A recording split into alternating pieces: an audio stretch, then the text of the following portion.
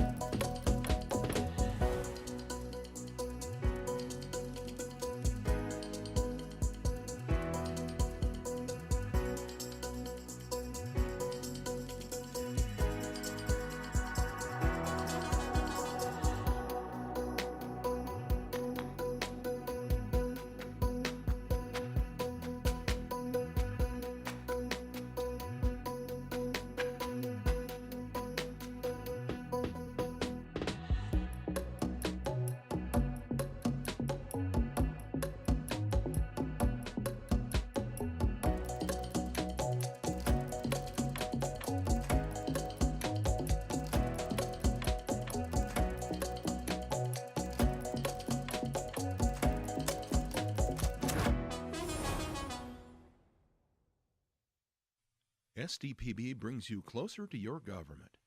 With gavel-to-gavel coverage of the South Dakota Legislature and in-depth reporting from Pierre. Good, useful, and full of wonder. SDPB.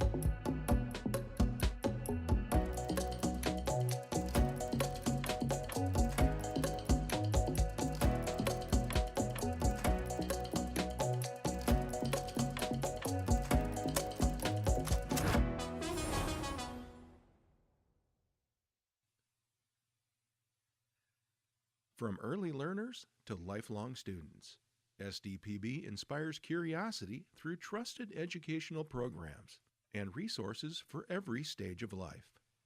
Good, useful, and full of wonder. SDPB.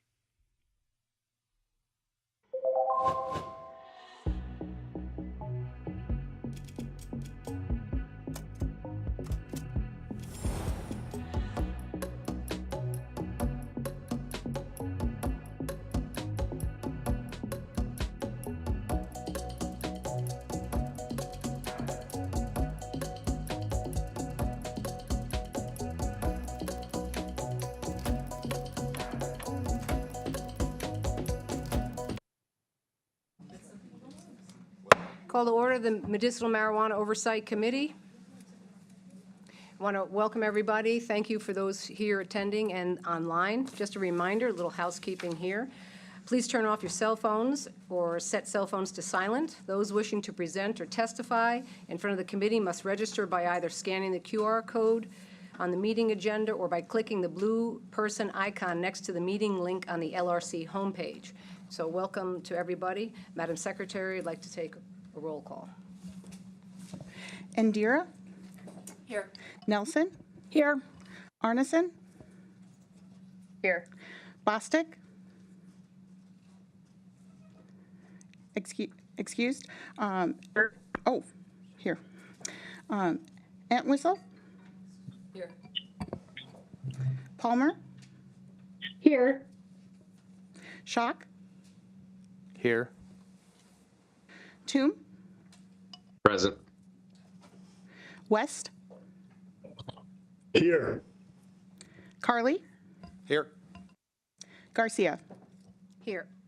Madam Chair, you have a quorum. Thank you, Madam Secretary. So I'd like everyone to please introduce yourselves on the committee before we begin, if that's okay. I'm Representative Josephine Garcia, Chair of the Medicinal Marijuana Oversight Committee. I'm Senator John Carly, Vice Chair of the Medical Marijuana Oversight Committee.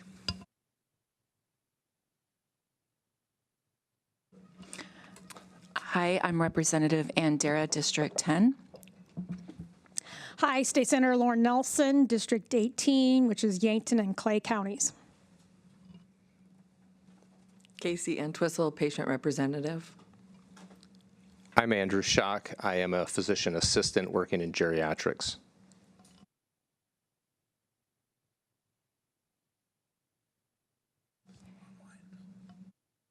Anybody online like to introduce themselves that's on the committee, please do so. Thank you.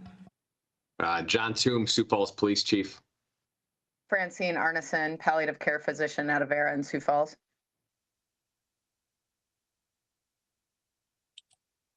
Christy Cricket Palmer, licensed addiction counselor. Pat West, Meade County Sheriff.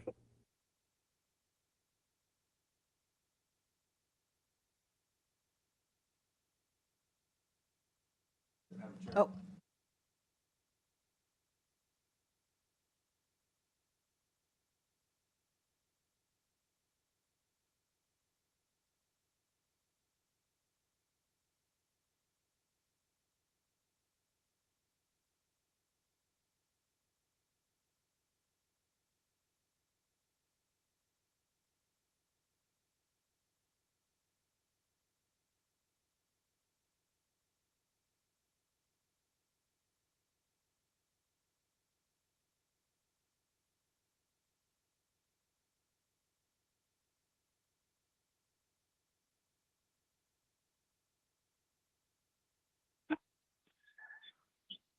Thank you for everybody introducing themselves. We'll go on to the first order of business, which is approval of minutes from November 2025. Hopefully everyone's looked at the minutes, and I ask for motion for approval. Madam Chair. Motion to approve the minutes from November 2025, the third Medical Marijuana Committee meeting. Second. All in favor, say aye. All opposed? Aye. Aye. Okay, minutes are approved. Before we begin with the presenters, I just want, as the chair, to really go over our mission here and the objectives, as I've done every meeting for this committee, which is our duties and what the purpose of this actual committee is, so we can all be concise and stick to the agenda. So I may bore some of you because you have this in front of you, but I do believe it's important that we reiterate it for the public as well, and those listening, they might not have access. The Oversight Committee shall meet at least 2 times per year for the purpose of evaluating and making recommendations to the legislature and the department regarding the following: the ability of qualifying patients in all areas of the state to obtain timely access to high-quality medical cannabis, the effectiveness of the dispensaries and cultivation facilities individually and together in serving the needs of qualifying patients, including the provision of educational and support services by dispensaries, the reasonableness of their prices, whether they are generated any complaints or security problems, and the sufficiency of the number operating to serve the state's registered qualifying patients. Number 3, the effectiveness of the cannabis testing facilities, including whether a sufficient number are operating. Number 4, the sufficiency of the regulatory and security safeguards contained in this chapter and adopted by the department to ensure that access to and use of cannabis cultivated is provided only to cardholders. Number 5, any recommended additions or revisions to the department regulations or this chapter, including recommendations relating to security, safe handling, labeling, and nomenclature. Number 6, any research studies regarding health effects of medical cannabis for patients. And number 7, any medical and clinical aspects of the medical cannabis program. The Oversight Committee shall ensure that it seeks relevant input from qualifying patients, designated caregivers, pharmacists, school boards and administrators, parents, municipal representatives, state agencies, including the Department of Health, the South Dakota Division of Criminal Investigation, and the Department of Public Safety and Medical Cannabis Establishments. I just want to say that is 3420G93 as our duties here today.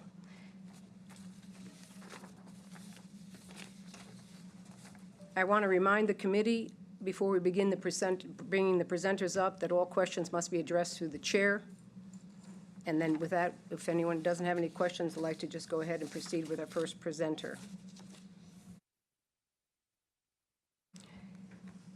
We have on the agenda the medical cannabis program overview and status. I believe that's you, Mrs. Burner. Thank you very much from, just please state your name, the department. Thank you.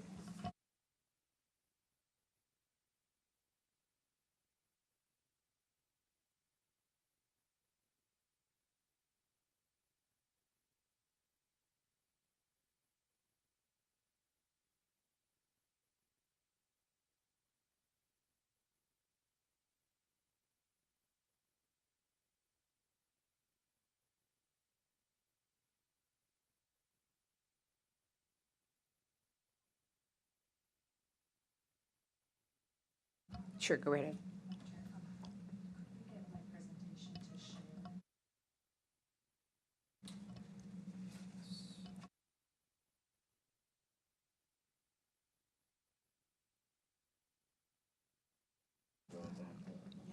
One moment, we'll get that up. Thank you.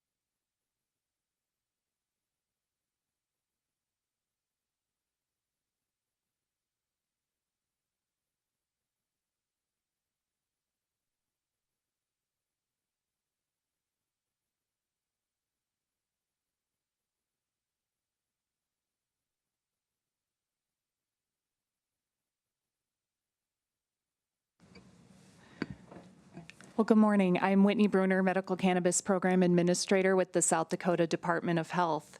I'm going to pull this a little closer to me. There we go. On behalf of the department, I do want to thank the committee for your offer to let us come and speak today and share a little bit about the program. This morning, I want to do a brief review of the program mission and purpose, as well as the program responsibilities. I know last year we really went into the depths of all the various processes, so this year we'll focus more on what the state of medical cannabis is right now. We have a pretty robust FY26 data update prepared for you today, as well as some FY26 program accomplishments and updates. And then we're going to take a look ahead at what we're doing right now and what is coming up. But before I do that, I do want to pause on this screen for just a moment and move my microphone. The Department of Health is committed to ensuring that all audiences are equipped with the knowledge of what public health is. And this slide provides a nice visual encompassing the components of the public health framework. I won't read through the entire slide, but I will direct your attention to the left of the screen, as I think this description really captures how the medical cannabis program fits into the public health framework. It reads that public health is a system of entities and individuals working together to protect the health of entire populations, whether it's as small as a local government or as big as the entire state. And this program really is a collaboration of efforts, whether it's working with our partners in law enforcement, other state medical cannabis authorities, our registered patients, and our registered establishments. We're all working together to ensure a safe and effective medical cannabis program for South Dakota.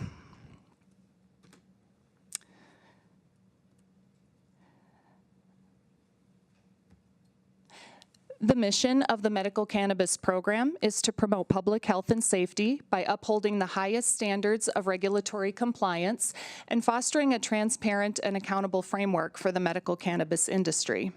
And the purpose of the medical cannabis program is to provide rigorous oversight, continuous education, and collaboration with stakeholders to support responsible use of medical cannabis and ensure the well-being of our communities.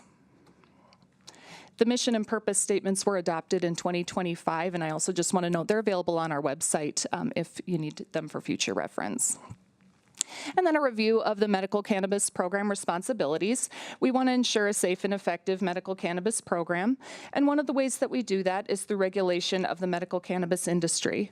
Our role is to ensure compliance with the statutes and administrative rules that govern this program. We also develop and implement internal policies and procedures to support this role. Additionally, we register and issue medical cannabis cards to patients and their caregivers, and we certify the 4 types of establishments, which includes cultivators, manufacturers, dispensaries, and testing facilities.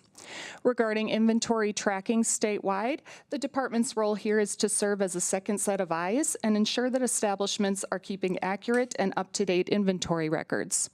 We also conduct inspections of establishments, and we investigate complaints. All right, so let's get into the data portion of the presentation. I do just want to remind, and I mentioned this last year too, but our data in med cannabis can be quite fluid, particularly the patient data. We've always got individuals coming into the program, dropping out of the program. So for today's purposes, we really focused in on what did this look like in FY26. And the same goes for establishments. Not quite as fluid, but still some fluidity there. So starting off, forgot to advance that one. All right, so starting off with our patient counts. At the end of FY26, we had just over 19,000 patients enrolled in this program. Now, you may notice there is a bit of a jump there from FY25. We noticed that too. We noticed it in real time as it was happening. It was mostly concentrated to the very beginning of FY26. We were pulling monthly counts, and we were noticing that every month we were pulling a significant number or amount more than the previous month.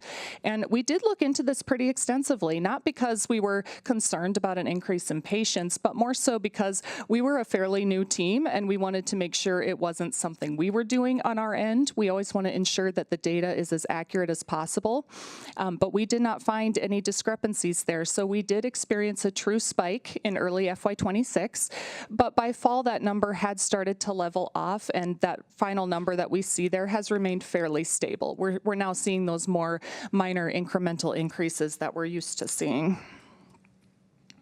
So let's take a look at who we've got here in that count. 97% of our patients were South Dakota residents, and just 3% were non-residents. And off to the right there, you can see the non-resident cardholders by state location. Those top states are going to be our bordering states: Iowa, Nebraska, Minnesota, North Dakota, and Wyoming. As we can see there, Iowa is really leading the charge on out-of-state resident cards. We do see that the majority of those Iowa patients there are concentrated to the Sioux City area. And then looking at a patient breakdown by race, income, and gender, in FY26, 84.38% of our patients were white, followed by 7.36% of the American Indian population.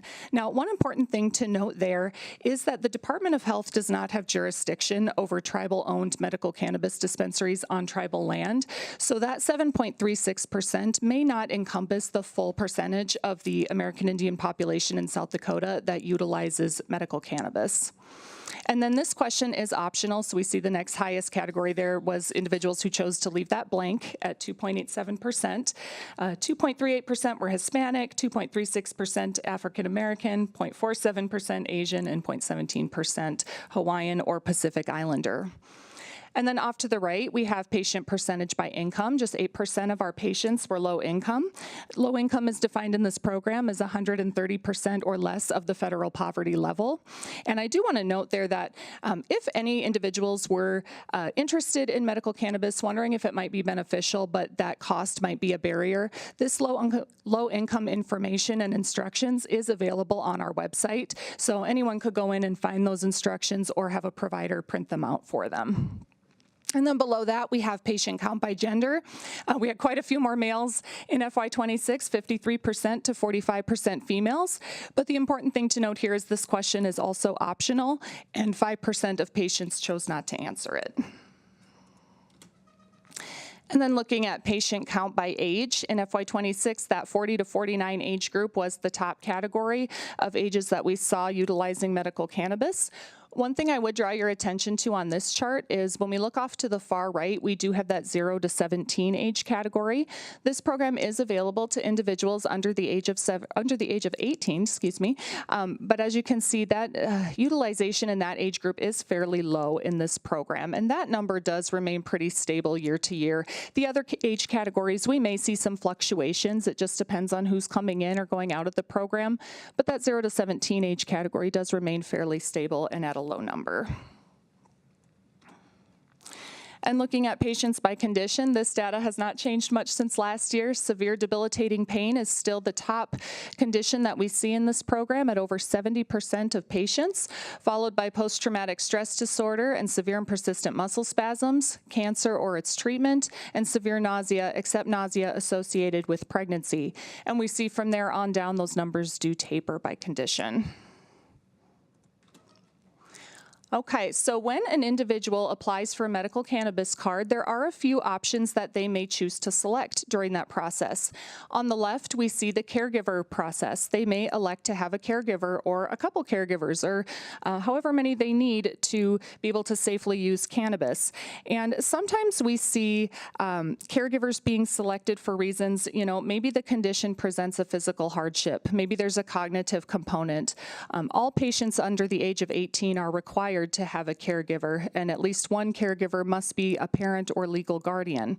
These numbers, we don't see a lot of trends happening with them. They tend to, as you can see there, they're kind of all over the place. Again, it just depends on who is applying in the program. But off to the right, this is the number of home cultivators that we saw last year and how that number is trending upwards consistently every year. Those bars in the blue are going to be your patients cultivating for themselves, and the orange is going to be caregivers cultivating for patients that they are a caregiver for. These numbers are going up quite significantly every year, and this has caught our attention. And we do have just a few concerns in this area, namely just the lack of solid regulation in this area. I'm not going to say that there's things going on. I don't know that information. I don't want to falsely accuse anyone of anything, but I will say that the lack of regulation in this area is a bit concerning to us. In order to become a home cultivator, you simply have to submit to the department at the time of registration a diagram of the place in which you intend to cultivate. Typically, those are hand-drawn and they don't contain a lot of detail. They also have to submit a photo of the room in which they intend to cultivate cannabis, as well as a photo of the lock on the door leading into that room. And then they pay a $20 fee. And that's really where it ends with us. So that is concerning to us. And we have looked into, you know, is there anything more that can be done? But I think that's a greater conversation to be had. It does present some legal and safety considerations if we were to attempt to regulate this further. But I'll leave it there, that we can see that that is trending upward. Patient card revocations, and I apologize for that FY24 and earlier. We had some difficulty getting those numbers to tease out, so we just lumped them all into one category. But card revocations are not something that we do regularly. 34-20G84 says that the department may revoke a registry identification card of any cardholder who knowingly commits multiple unintentional violations or a serious knowing violation of the chapter. If we're going to revoke a card, we want to have a police report showing that they were convicted of something relating to cannabis use that would result in a card revocation, and then card revocations also have to go to a hearing. Okay, and then practitioners. We ended FY26 with 117 physicians, 18 physicians assistants, and 71 nurse practitioners. You may or may not remember last year I mentioned in FY25 we did a bit of a quality assurance project in our office. We noticed that we had quite a few providers in our system that had signed up initially when the program was first implemented, but hadn't issued a certification even after several years in the program. So we didn't want to make it look like we had more practitioners signed up than we actually have utilizing the program. So we had deactivated all practitioner accounts and sent them a message that, hey, next time you go in to certify a patient, just reactivate your account. All your information will still be there. It just gives us more accurate data. So we can see in FY25, those went way back due to that project, but now it's coming back up there as they're all coming back to certify. Okay, let's switch gears here a little bit now and talk about establishments. We ended FY26 with 67 dispensaries, 14 manufacturers, 30 cultivations, and 1 testing facility. One thing to note here, if you're looking at that number 30 for cultivations, we teased this number a little further, and we found that most of these cultivations are small to medium sized. I believe it was 18 out of 30 had less than 500 plants. So I just didn't want that number to catch your eye. I know in South Dakota, sometimes we think about fields for days, cornfields, bean fields, and as far as the eye can see, but these are actually relatively small operations. Some of them are. Some can be a little bit larger, but... And then we do conduct inspections, 1 routine inspection every year, and sometimes we'll do a drop-in site visit too if there's a complaint. We are trying to get better about doing site visits after every inspection just to be sure that any items that had to be addressed through a corrective action plan have in fact been implemented. SD 3420G69 does give the department authority to conduct inspections on establishments. And you might notice some of those numbers are a bit lower than what was on the previous slide. Again, that's due to the fluidity. We had some establishments coming on, coming off. We also had a handful that got conducted the first week in July, so they didn't make the FY26 cut. But I didn't want that to cause concern. Everybody did receive an inspection. Okay. Most frequent rule violations cited during inspections in FY26. I'm going to pause here for a minute because the thing I want to call out here about this list is that it hasn't changed from last year, with the exception of operating hours being added to the list. And that's unfortunate because a lot of these citations could be easily avoided. So let's look at operating hours. How do we avoid a citation in operating hours? You send our office an email saying that I updated my operating hours and here's what they are. That's it. That's all you have to do to avoid that citation. You don't even have to tell us why. Just tell us you changed them. Let's look at training in the inventory tracking system. This citation is the #1 citation year after year. If you establish an administrator with your business in the metric seed to sale tracking system, you can be on top of this. You can check on your team and make sure that they're completing all their required hours, and you can get ahead of that inspector that's coming. #2, security cameras, placement, recording, and storage. You have to have 90 days of security footage stored. Check your cameras. Do you have 90 days? If you don't, let us know. Again, you don't have to know why you don't have 90 days. Maybe there was a glitch. Maybe something went wrong. We understand that. Just let us know. So many of these citations could be avoided just with preventative communication.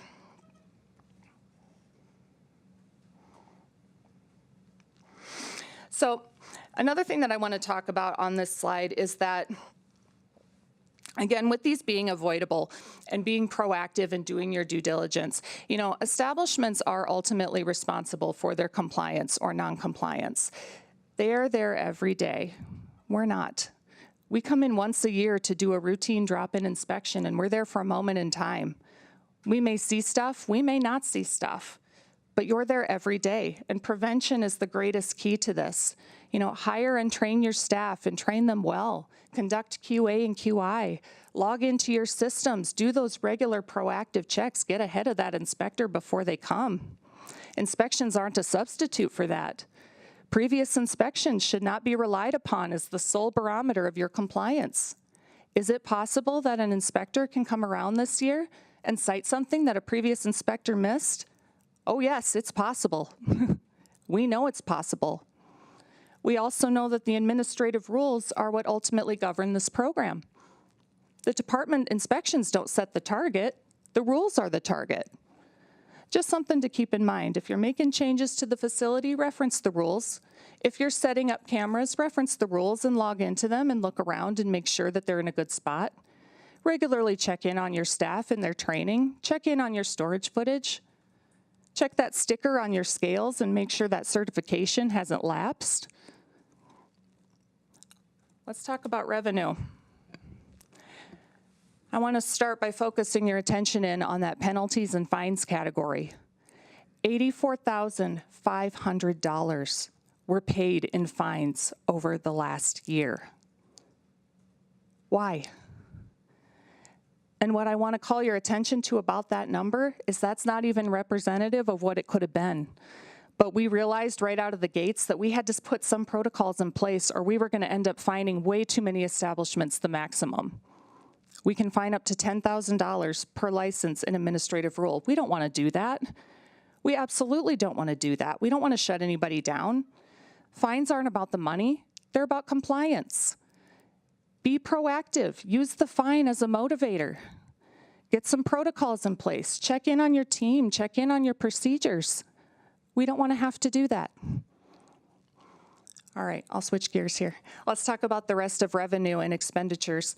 As we can see here, cardholder fees are the top source of revenue that this office brought in FY26. That's the cardholder fees, that's $75 for a standard application or $20 for low income. We also have caregiver card fees, which is $20, and home cultivation fees, which are $20. If you'll excuse me, I need to take a quick drink. Thank you. And then we also have another source of cardholder revenue that's not teased out here. I assume it gets put under the cardholder fees, and that's if you lose your card or have it stolen, you can pay $20 and get a new one printed. And then we brought in the second portion of that is the establishment fees revenue. Now, as you can see here, our expenditures were quite low in FY26. This is not the norm. We were very low in FY26, and that was very intentional. We were being very diligent to spend as far under as we could due to the fact that we were getting ready to make a very major software purchase, which I will talk about later in the presentation, but I do just want to note that that number was intentional. I didn't put the total breakdown of expenditures. If you may recall from last year when we provided that information, expenditures is quite a list, and so it just didn't fit nice in a slide, but I am willing to answer any questions on that if you have any. Madam Chair. Yes, sir. Yeah, Yes. Ms. Bruner, just a quick question on that last slide. Yes. $18,000 was cultivation. $18,000, just a moment ago, you mentioned $20 per license. So is that 900 or 900? I'm just trying to figure out how 18,000 you get from $20 per home cultivation. I might have to go back on my slide and take a look at that. I can go back on my Yeah, computer. just back up one slide. Okay. Okay, I can see it on this one. I Okay. might have to go back on this one. There we go.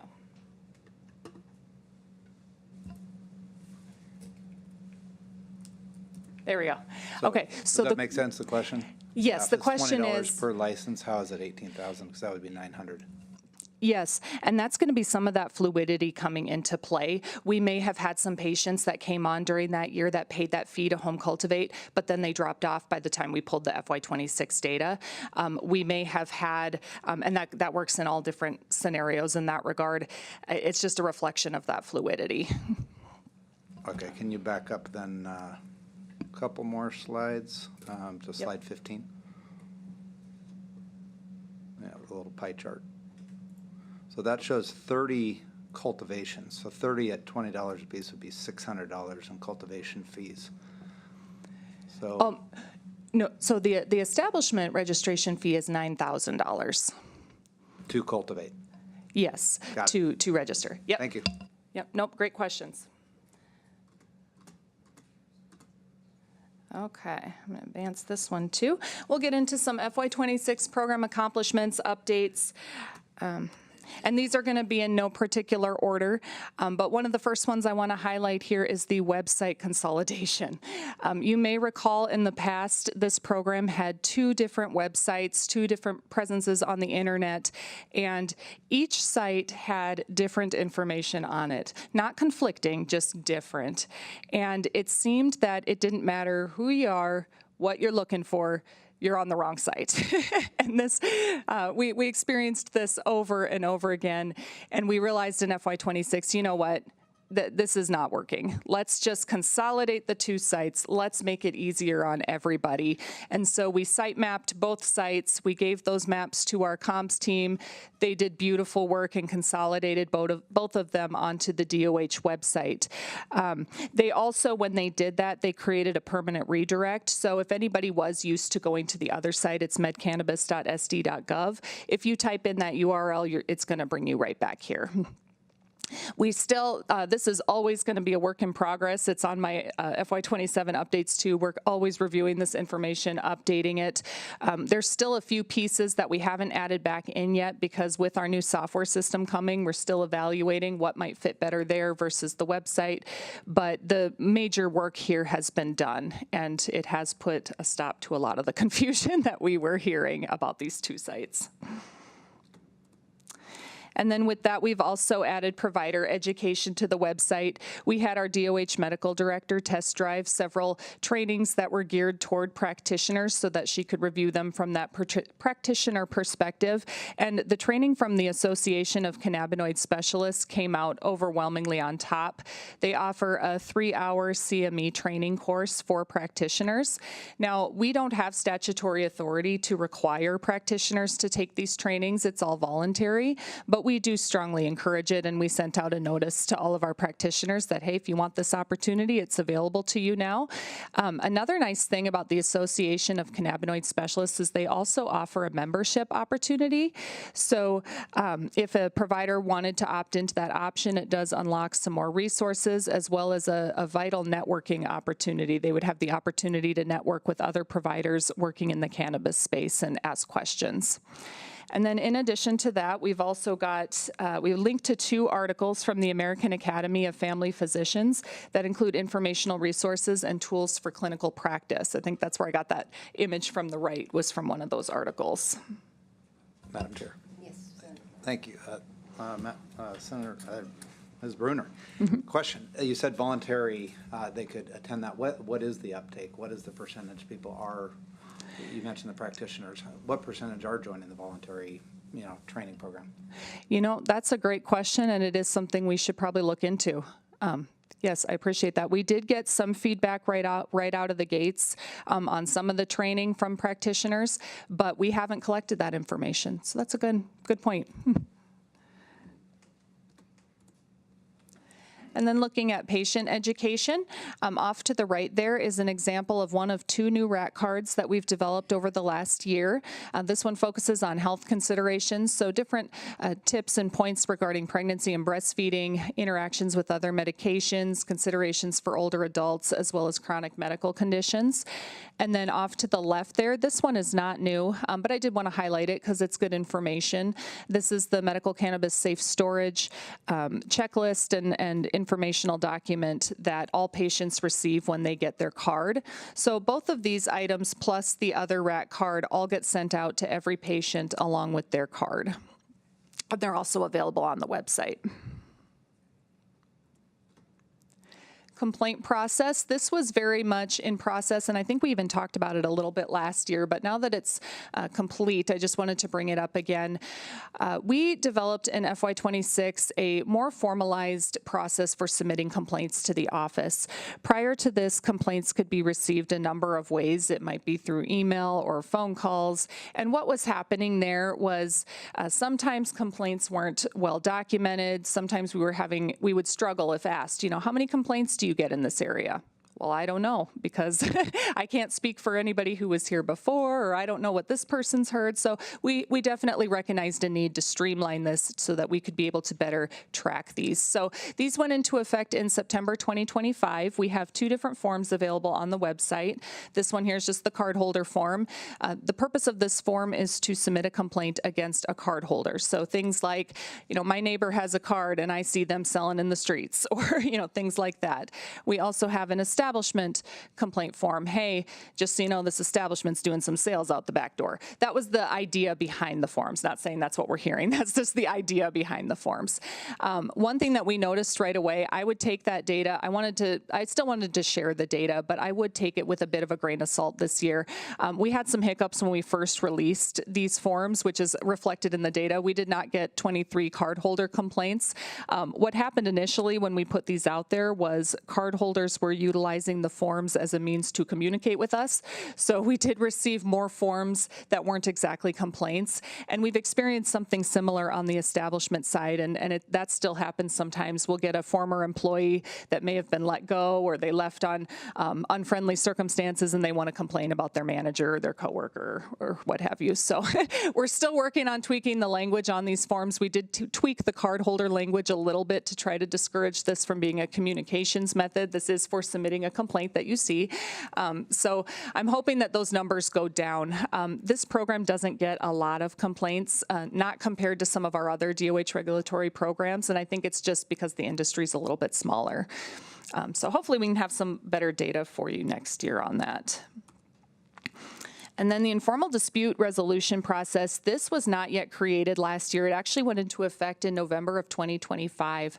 And what this process is it provides an opportunity for an establishment to dispute a citation found on an inspection by submitting additional information to support compliance at the time of inspection.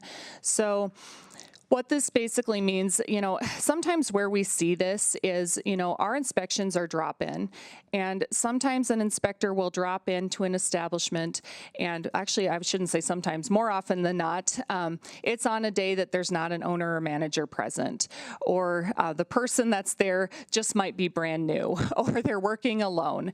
And so sometimes our inspectors can't get all their questions answered, sometimes things can't be located, and those things do result in citations in the inspection report. So typically when we see these IDRs, we're getting it from an owner manager saying, wait a minute, you were not advised correctly. There's more to the story here. We have sometimes seen this play out too, where an establishment may have just a more unique or creative way of addressing the rule, and it's not something that the inspector typically sees, which may trigger something that, I don't know what I think about this. I'm going to mark that, but then they'll come back and say, no, here's the rest of the story. Here's why we do it this way, and let me show you why I was in compliance on that day. So we've received approximately 10 of these, actually 11. We just got one last week, and that number 5 is going to go up because the one last week was successful. So we've seen roughly 5, 6, 7, 8 adjustments made, and we call them adjustments because sometimes it's not that a citation gets overturned. We may reduce it to something that was corrected on site. We may also, we've actually had these submitted for something that wasn't a citation. It was marked as corrected on site, but they don't even want that on the report, and they have a valid reason for that. And so these can be successful if done right and when used for the right reasons. The one last week was very successful. So, but again, it goes back to that due diligence. The more attention you're paying to what's going on in your business, the more you know, the more facts you can provide, the more timestamps and documentation, it's going to work to your advantage. And then the rest of these, I just consolidated to this site here. We conducted in FY26 what I believe, I don't want to misstate this, I believe it was the first patient survey that this office had done. It had to have been, because it was a pretty rough process figuring out how are we going to go about communicating with, at that point, around 18,000 patients. What our goal here was first off, just to engage with our patients a little more than, usually if they're calling us, it's because they need something or they're upset about something. And so we wanted to just get some more information out of them, not under those circumstances. And this was also done around the time we were doing the website review. We wanted to know where are they getting their education? Do any of you even use this website? And so we got a fairly decent turnout. Coming from the survey world, I would have liked to have seen it a little bit higher. Out of 18,000 patients, it depended on the question, anywhere from 1,200 to maybe 1,700 that responded. We did get some emails back. Why are you emailing me? Go away. I don't want this. So this is definitely something that we want to do again in the future, but we're still kind of tweaking the process and figuring out how can we get more engagement? How can we make this not a burden on patients and something maybe that they would want to contribute to and have a say in. And then we have enhanced the data available on our website. We used to primarily just provide the number of cardholders and the number of practitioners, but we have greatly enhanced that. I'll be honest with y'all, I'm not a fan of how we're doing it right now. It's in report format. It's a Word upload. But with our new software system, which I'll talk about in a minute, we are going to make that much more robust. It'll be more interactive. It won't just be a Word upload. It will have we're going to have a data presence on our website, and we're really looking forward to that. We've also made our inspection reports available on the website. So what is available on the website will tell you if they were in compliance, out of compliance, or if something was corrected on site. We do refrain from posting the full narrative that establishments get from the inspector after the inspection, just due to the fact that, well, I'll point it out there, the second citation is cameras, and we certainly don't want to be putting out in the public where they may be lacking camera coverage. That's a security concern for them that we don't want to do. We also don't want to inadvertently release proprietary information that could compromise their business. So what is out there will tell you, though, are they in compliance, out, and where.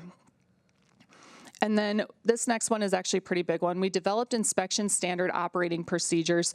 So we realized last year, and it wasn't a difficult realization to make, we realized we had a lot of work to do on inspections and our processes.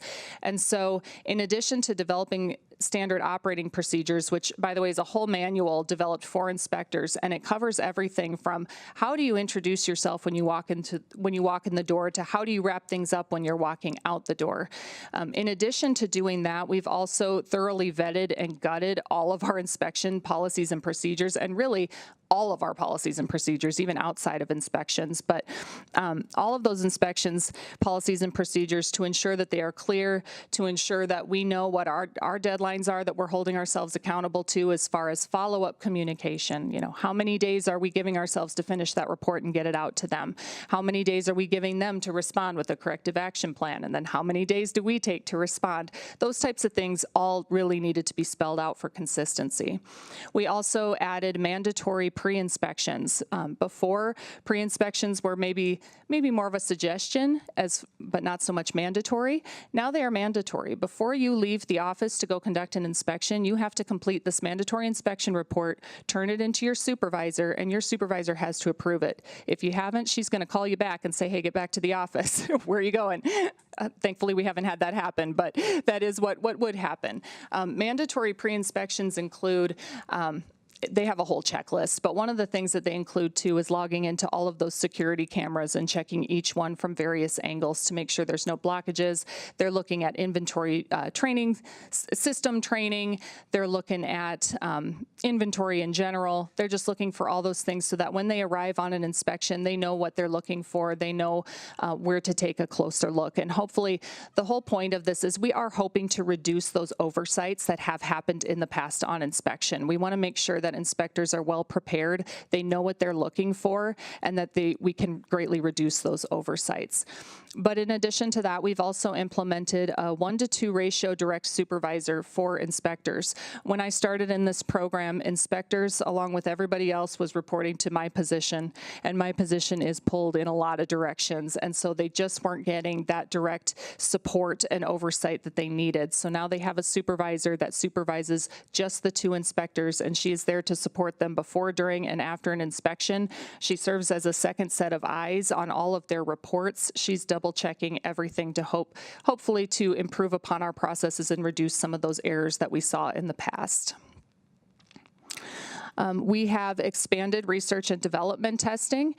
This is something that is available in our inventory tracking system. It is a series of tests that they can do before they go to do the big final form testing. It's like preliminary testing that can help them to know if maybe their plant has too much, microbials, fungus, heavy metals, that type of thing. A few years ago, and this would have been before my time, that ability was greatly reduced, and I don't want to speak too much because because I wasn't here at that time. I'm not clear if it was fully taken away or if it was just heavily reduced. It was reduced when I started. There was about 5 options for this. And I heard the industry loud and clear when I started that this is not good. You need to bring this back. This is a safety concern for our plants. We have to be able to do this preliminary testing to be able to determine what tweaks we have to make to ensure the safest product. So when I had looked into this, I discovered that there was quite a loophole, and I almost don't even want to say this because I don't even know if everybody was aware it was there, but there was a loophole in our seed to sale tracking system, which likely played a role in that decision that was made a few years before my time, and it would have allowed research and development testing to bypass or overrule the final form testing that was required. And so in the fall, I met with our vendor and they proposed some solutions to fix it. We weren't quite there yet. But what if this happens? But what if that happens? Okay, we have a little more work to do. But in the spring, we were finally able to get that loophole closed. We were able to ensure that research and development testing can be conducted for safety and development purposes, but not to bypass that required final form testing. So as soon as we had that closed up, we opened it all up to everybody. And so that's been restored, and I'm pleased to see that that's being well utilized by the industry. And then PDMP integration. I'm going to look at Senator Nelson. We have done a lot of work in this area since legislative session. For a long time there, we were meeting with the PDMP weekly. We did just now taper that back because we're at a point we don't need to meet quite that often. But this is an ongoing process, but we've made great strides here. What we would like to do, when we first started meeting with them following legislative session, we had to address the challenge of that patient card fluidity. I think originally we were thinking, well, we could just do a monthly upload to the PDMP, but we had to call out that if we do that, you're going to have a lot of inaccurate records in there because you could have people listed as patients, but they've since dropped off. You could have people not listed in there, but they are patients now. And so for a while there, we talked about maybe we'll do a weekly upload, but that still doesn't help. The elephant in the room is what we need to do is integrate with our patient registry system, and we're in the process of changing our patient registry system. And so the amount of time and effort and cost in doing that just wouldn't have been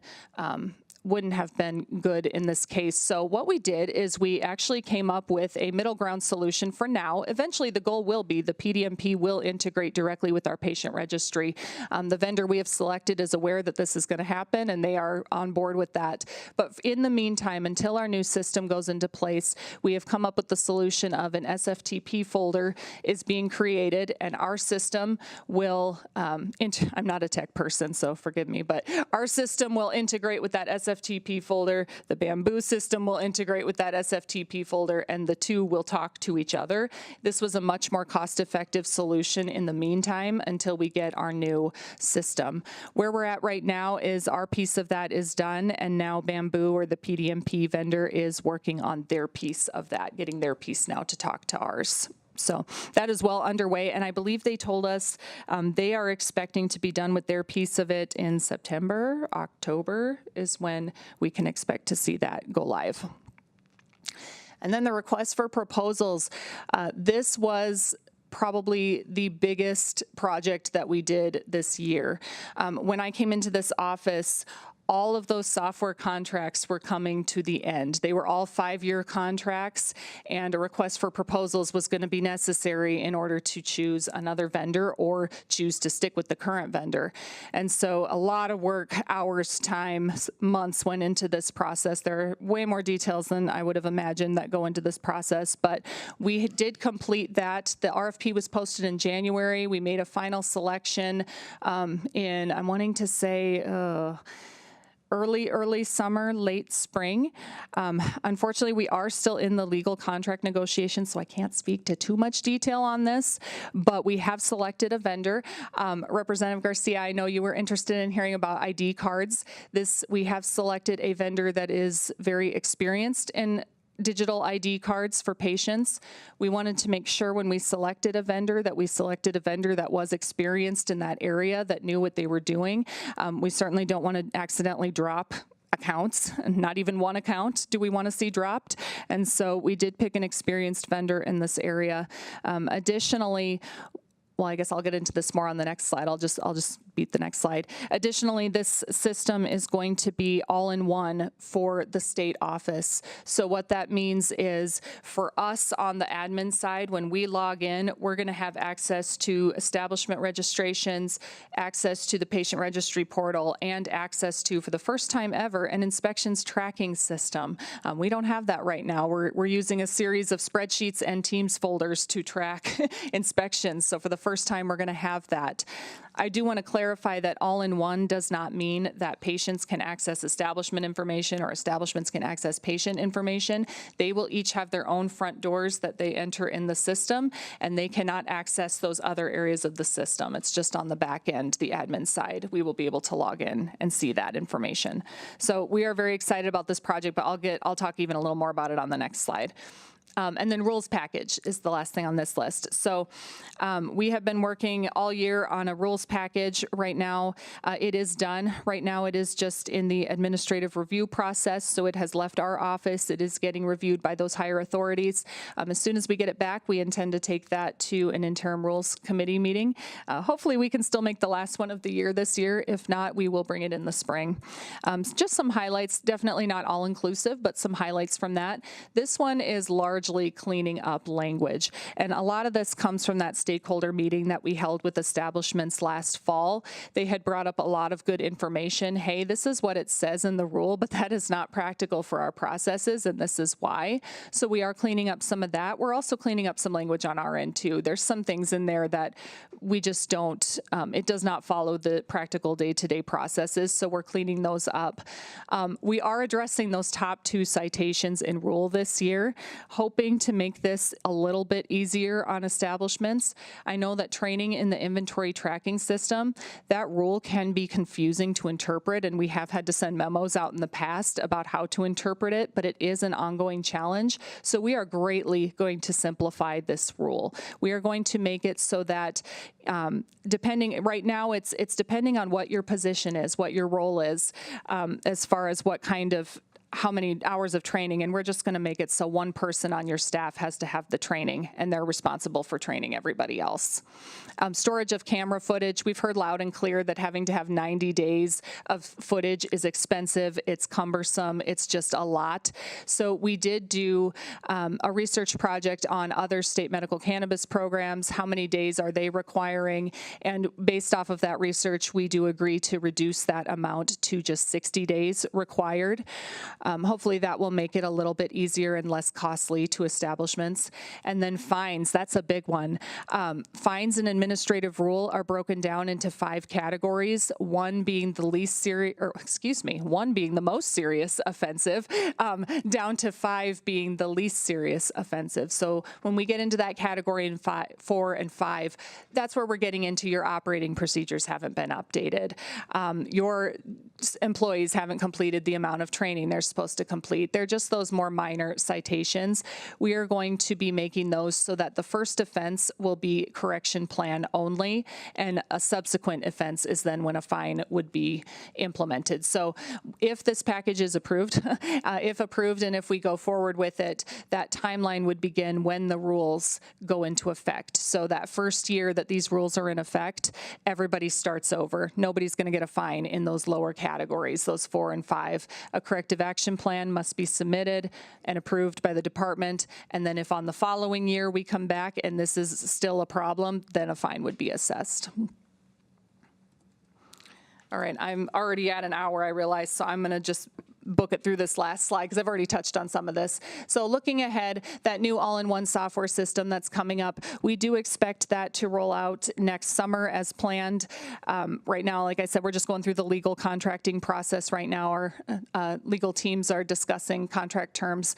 And then as soon as we get that done, we're going to begin our communications. Communications will be going out to all establishments, to all patients, to all providers. We probably will be putting something on our website about that. And as we near the go-live dates in next summer, those communications will only ramp up. We'll be sending out a lot of communication on this. Just waiting for that contract to be in place, and all those announcements will be made.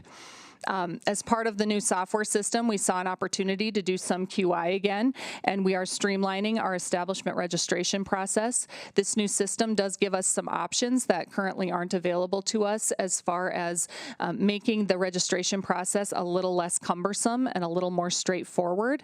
And so we are working through that process right now, hoping that by the time we get this contract in place, we can tell them exactly what we want there. Again, robust interactive data reporting will be on the website with that new system.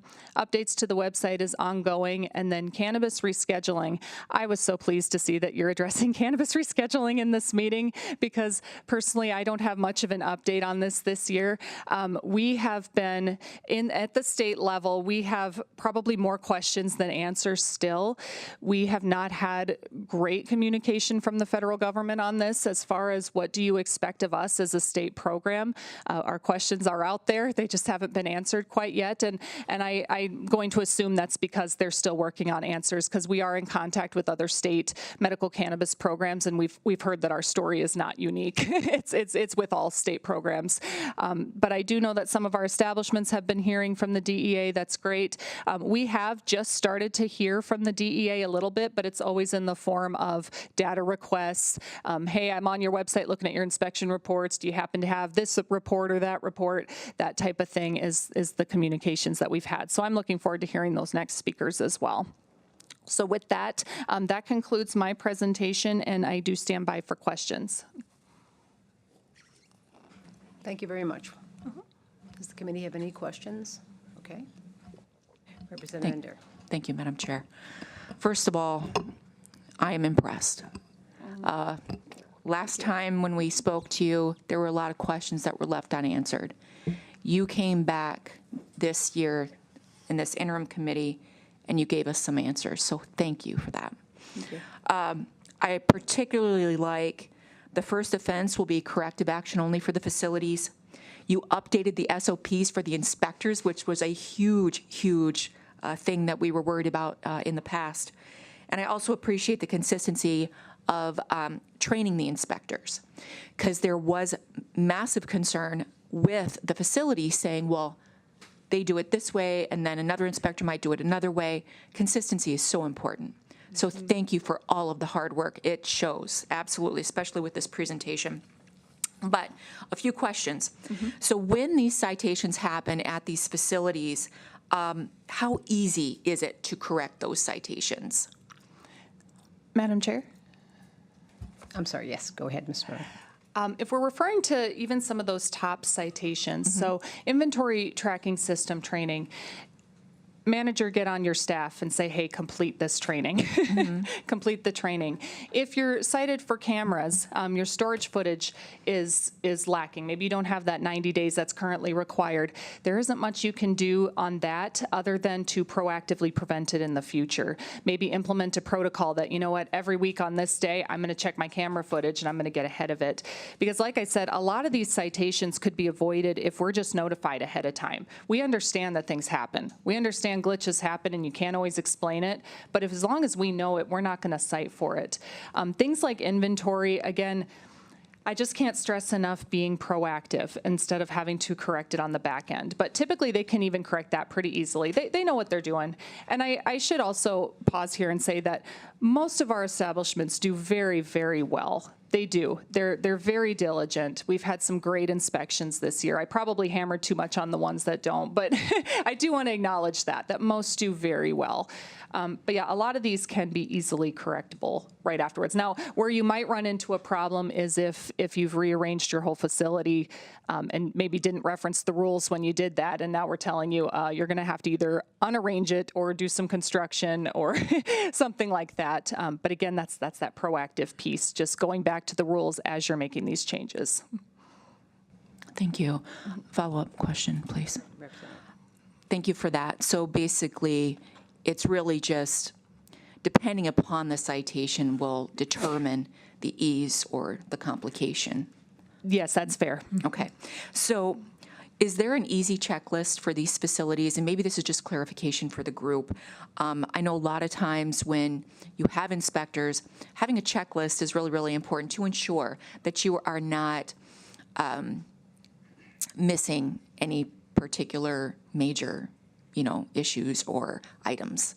So is there an easy checklist? Yes, Madam Chair? Yes, go ahead, please. Yes, there is, and it's available on our website. So it's basically the inspection template, so they know everything that an inspector is going to look for, and they can print that off and proactively do their own checks to ensure that they're ahead of that inspector when they arrive, that they've made those fixes that are identified. Thank you. One last question. Yes, go ahead, Rebecca. Thank you, Madam Chair. So the one thing that I'm curious about is the site inspections and the announced versus the unannounced. And I know you're not doing announced, but I wanted to put that out there. Do you feel the department is going to perhaps give a little bit more leniency to these facilities regarding maybe announce, like maybe within a week or something, just so they can get used to it? Because you brought up a great point, and you said, sometimes the owners are not even there, and then we're having to do all this follow-up work. Well, if they know you're going to be there, I mean, I'm not saying do it all the time, but maybe release a little bit of that burden. I mean, I don't know if you guys have talked about that or not, but I'm curious your thoughts. Yes, and sorry, Madam Chair. Okay, another great question, and I'm happy to answer this one. So at this time, we're not planning to do that, but one thing that we have discussed is, and perhaps we could send this out in a memo to establishments, one area that could really help with this, and the reason we don't want to not do drop-in is because we want to see what you're doing on a day-to-day basis. We want to see how you are maintaining your compliance when we're not there and when you haven't had a chance to clean sweep. If you're doing that regular due diligence and those QA and QI checks and you're making sure your staff is well trained, your place should be pretty well sweeped up anyway when we come. But one thing that we have talked about that I would love to communicate to establishments is the importance of having an inspections protocol. We ran into this recently again where we had someone contact us afterwards, hey, you didn't contact me and ask, my employee doesn't know this. Well, that's where an inspection protocol would come in play. Does your employee know that, hey, I need to contact, or who they need to contact? There's an inspector here. What do you want me to say? What do you want me to do? Having those protocols in place would also be very beneficial, especially when you don't have an owner or manager present. That is great. Thank you so much. Thank you, Madam Chair. Senator Nelson. Thank you, Madam Chair. I'm going to kind of a Debbie Downer here a little bit from her question, because before I came out here, I was able to talk with two of my, I should say not local, but area establishments. And again, I asked them, how are things been the last year? What are your frustrations? And in both cases, their frustration was the inspections and the fines. In the fact that, they come out, they get fined, they make the improvements, they pass, following inspections, and then all of a sudden, boom, they're found with a violation again, even after investing and making sure everything has been done correctly for the last couple of inspections. And so that's the frustration that they are experiencing, is just that inconsistency. So what I'm asking is, number one, is the improvement in your inspection process that you talked about, is that going to help with that? Or two, is it the fact that the rules have changed and that these establishments need to communicate better with you? Or, because I'd like to be able to go back to them and talk with them and say, hey, here's what you can Senator do. Nelson, could you please turn your mic off, because we're not able to. So you're going to have to repeat a little bit of what you're saying. Oh, I'm sorry. Okay. And so I can go back and talk with them about that. So again, that frustration of just the inconsistencies, and is your improvement inspection process going to help with that? Madam Chair? Sorry about the mic. Yes, absolutely. So when we look back, there's a reason we put all the work in that we did. There's a reason that we spent so much time implementing better training, creating these operating procedures, that type of thing, because we fully recognized that there was a problem in the past. Things were getting overlooked. And as we have improved that training and made our inspectors more observant, it really shines a light. Things are getting picked up this year that may not have been picked up last year. But again, it always goes back to that due diligence and being proactive. Certain citations will not happen if you are proactive. So for example, if you get cited for not having 90 days of storage footage on your camera, put in regular checks and let us know if you do one of those checks and you find that you don't have 90 days. That way, if an inspector was planning to come out in a couple days or a week, they will know where you started off. We're not going to cite you for that, because by calling us, you're showing us that you're trying. You're doing your due diligence. You're doing those checks, and you caught this. So that's great. We're not going to cite for that. But it does always come back, though, to establishments hold the primary responsibility for reading the rules, interpreting the rules, and ensuring that they are doing those regular checks on all of their systems. I've probably said it a couple times, but I always say, get ahead of that inspector. Don't wait until the inspector comes and finds it. Be prepared and have a solid argument if you do get cited for something that you disagree with. You know, maybe I shouldn't have been cited for this because I do those checks and this is what my logs are showing and this is what I know. If you come back and the only argument is, well, the department did this or the department did that, that's not going to be very helpful. We have to know what you have done to ensure your compliance. What did you do to avoid this citation in the first place? But yes, to answer your question, that is absolutely what we're hoping to do with our improved training, because yes, we recognize that we had to take accountability as well. Absolutely.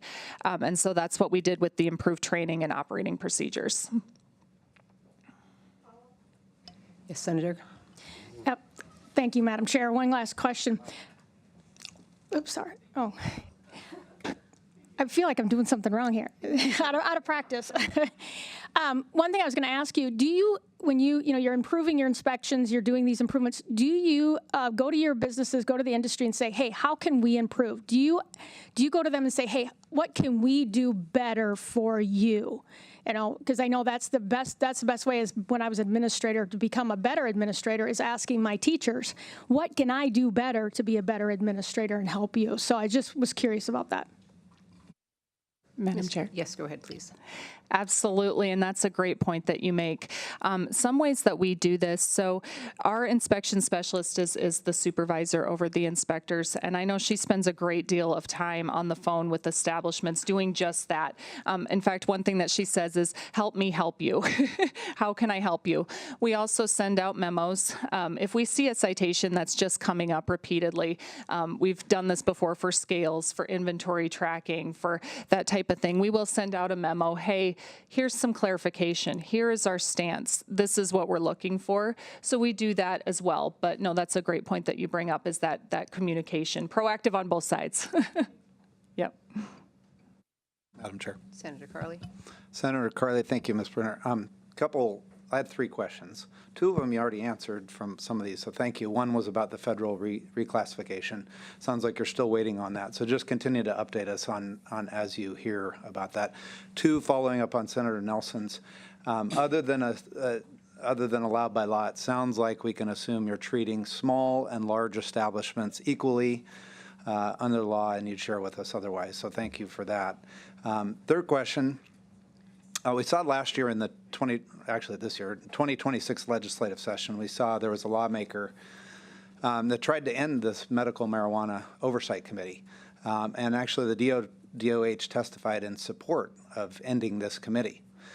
So in light of this fact that this committee was established with the law that the public voted in majority, and then seeing that the legislature actually affirmed this year by rejecting the committee termination and wanting to continue this oversight committee. The question here is, has the DOH changed their mind on whether this oversight should continue in light of the original requirements of this program that the majority of the public voted on? Madam Chair? Yes, go ahead. Yeah, Melissa Makes, the Secretary of Health. Just because Whitney was not in the Capitol last session, and we did not take a stand on that bill at all. So I just want to make sure that that's corrected. The Department of Health had no testimony regarding the Medical Marijuana Oversight Committee repeal. We did not weigh in on it or take a position. Thank you.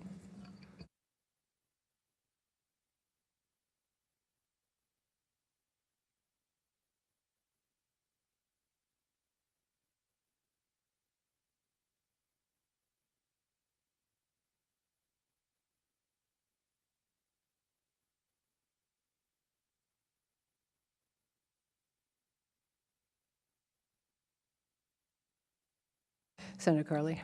Yeah, I just want to clarify, you had no one from the Department of H come testify at that committee in either the House or Senate committees on that repealing of the medical marijuana oversight? Madam Chair, Melissa Manx, District Secretary of Health, 100% sure. So then the follow-up, would you be in support of that terminating this committee or not? Madam Chair, we would take a neutral position on, this is really the legislative body who decides that.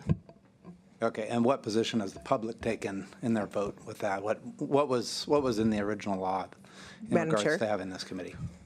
This committee was established by the original initiated measure.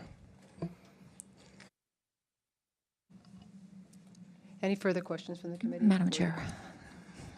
Go ahead, Representative Dare. Thank you, Madam Chair. Another quick question here. I'm so excited for this digital card thing to come out. You have no idea. This is something that this committee was fully in favor of. Now, with that being said, a digital card is an opportunity for a lot of our law enforcement officials to be able to check real time whether or not someone is a card holder at the time of either being pulled over or whatever, okay? And really, this is kind of more of a statement, you know, than a question. But initially, what we were doing is we were funneling people into this program, in my opinion, because when they would get pulled over, they would be able to go to court, and then they would be able to prove that they had, you know, a condition, and then they could get approved for the card after the fact, which is the affirmative defense, right? But if the goal is to move people from unregulated position to legal medical cannabis systems, the focus should be on education, which you guys have done a great job on, voluntary access, and clear pathways to compliance. So I just want to make that clear that we do not want to use enforcement to get people into this particular program. And access to medical cannabis should be based on medical need and eligibility, not on whether someone was pulled over and found in possession at the time of having that particular illegal substance. So I would really hope that the department would consider opening up those conversations to close that loop. Okay, thank you. Well, I'll have the final comments on a few things. I want to commend you and the department because I was a big advocate for this program to continue and really had to, the second meeting was, everyone knows about the second meeting, we really dove hard into all the issues. And there have been great, I would say, improvements throughout the whole, from the digital. I also like the fact that terminology, we went from marijuana to cannabis, which I know that was a big point of contention at one of the committee meetings, so I'm very happy about that. Maybe that should be looked at. But giving you all the accolades for your hard work, I know it was a lot. I just want to address the things on the Oversight Committee. The ability, the biggest one I have as from a medical point is, do we have enough access of highly qualified medical cannabis services available to the public, to the people? Because that is the big point. That's one. And I just want to make sure that we don't neglect the people, because that's our purpose, right? That was why this was developed, was the people and their needs, and there are needs for the medicinal. So could you tell me, do you feel in your opinion, or believe in your opinion maybe, that we have enough, or are we doing enough? Yes. Madam Chair, may I answer that? Yes. What I can speak to here is simply from what I know, and that is that we haven't gotten complaints regarding I have a card and I have nowhere to go, that type of thing. Perhaps, I don't know if any of the establishments have heard that when patients come in, but we haven't heard that. I would hope that if that was a concern, that we would be hearing that quite often. So I'm glad we don't hear that, because I agree with you. We are all here for the patients, and we want to make sure that they do have quality access, or access to quality cannabis. So no, it's not something that we hear often or even at all. I would say that I don't know where to go. Yeah, that's really what I can say to that.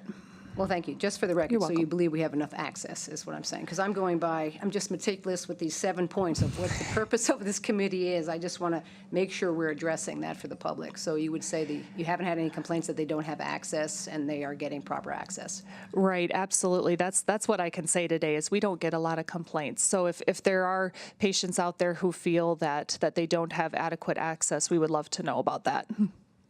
Okay, then if I could just follow up myself, I'll just keep going here because I'm addressing this item number 2, the effectiveness of the dispensaries. I've heard from Senator Nelson, Representative Indira, on the inspections, the fines. Do we have anything, or will we integrate anything on the platform for like mock inspections for these dispensaries or cultivators? Do we have anything like that in motion, or is that something maybe with AI can be introduced? I'm not sure. I'm just wondering how that can work further going forward as it's fast and moving target. Madam Chair. That is a really great idea. A mock inspection, that is pretty cool. I'm sure we could discuss with our vendor and see what we can do there. One thing I would stress, though, again, is that our inspection templates are available online. So establishments could print those off and do their own mock inspections, walk through and check all the things that are on the list and make sure that they're in compliance. But that really is an interesting idea, doing it through the site or through the system. But yeah, they do have access to that and could conduct mock inspections even today. Just 2 more. Sorry to hold you here, but because I am interested always in the public safety. So thank you for considering that. The digital cards you mentioned, and I know that I made a compromise when I had proposed that digital card bill. Do we have a date of when that will roll out or any type of expectations on that? Because I know that was from the police, safety, and pulling over like Representative Indira had discussed. Do we have any idea? Madam Chair. Absolutely. We are still planning on next summer that rolling out. The reason I don't want to give a specific calendar date is because we know things can happen when developing a system, and I can't predict that, so I don't want to make a promise I can't keep on a specific date, but we are still on track to roll that out next summer. Absolutely. Okay, my final question. On your actual presentation, you said that most of the citations were simple ones like time of operation. What's wrong with that? That seems to be a simple fix. I know in the medical practice, I get these things every 30 days from the facilities that I have to update. Do people get the same? And I don't know this for the cannabis. Do they have the same email coming to them or no? So regarding the, Madam Chair, may I answer that? Regarding the citation on operating hours, what would result in that is if you change your operating hours and you don't tell the department. That means that you have inaccurate records in your file, but and which among a lot of things could cause problems. But one of the things that it really causes problems for, and this does happen, and it happens more often than you would think, we would have an inspector who may drive hours out of their way in a state vehicle and show up during what should be your open hours, only to find the place dark with a closed sign. And now we have an inspector standing outside on the phone trying to get a hold of somebody, trying to get a hold of the owner. Hey, where are you? You're supposed to be open right now. Oh, well, we changed that and we weren't made aware. And then we have to scramble on our end. Okay, what was the route the inspector took to get there? Can we have them stop anywhere in between to make this trip worthwhile? And then the worst part is once they get back home, they may have to turn around and drive hours out of their way again to now do the inspection under the hours that they were supposed to be open. Oh, but to answer your question, Madam Chair, the way you avoid this citation, like I said, is just send us an email and say, hey, I updated my operating hours. I'm going from 10 to 6 to 9 to 5, and that's all you have to do. I mean, we don't even need to know why. You don't have to tell us why. Just tell us you changed them so that you have accurate records, and so that should an inspector drive out there, they're going to find your place open when it is expected to be open. Thank you for that. Again, I want to commend you. I also want to say thank you for putting in the information on the blood thinners and marijuana, because that was a big point of contention too. So the patient education was imperative, and you did that. So I appreciate that for the safety of the people, because many do not know that. And that came up in last session. The last and final thing is we received a email from a individual with 4 or 5 questions, and I'm not sure if this is the appropriate time can we address, but they are addressed kind of towards the Department of Health. I don't know if you had time to look at them or not. Do you know? On the website. I'm not sure what that's referring to. Would you like time to look at these questions, and then we could ask you? We can just take a break and move on from there. There's 5. They're pretty lengthy. Yes, absolutely. I don't believe I've seen that list of questions. Okay, perfect. Thank you. This time, I think we'd just take a 5-minute break here until we adjourn to the next speaker. Thank you very much. Appreciate it again.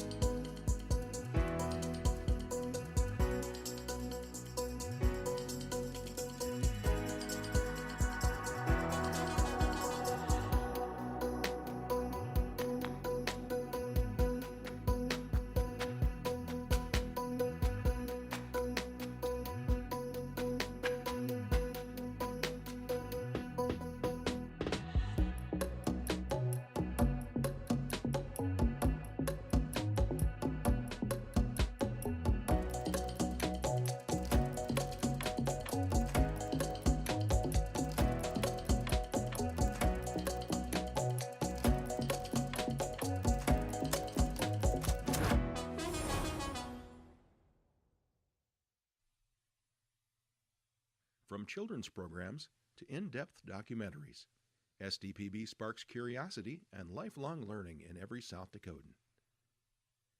SDPB, good, useful, and full of wonder.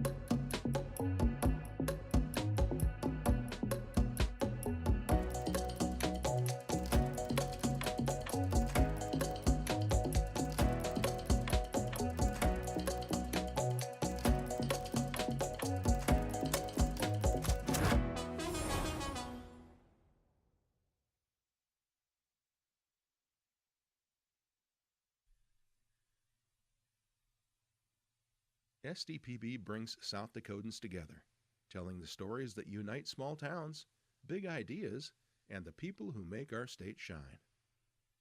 Good, useful, and full of wonder. SDPB.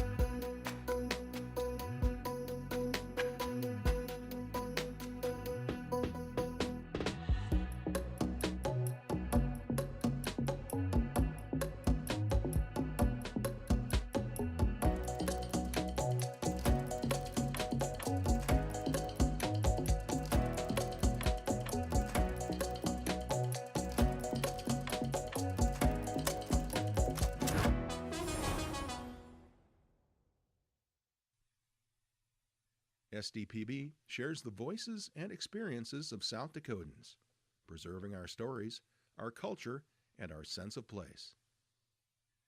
SDPB, good, useful, and full of wonder.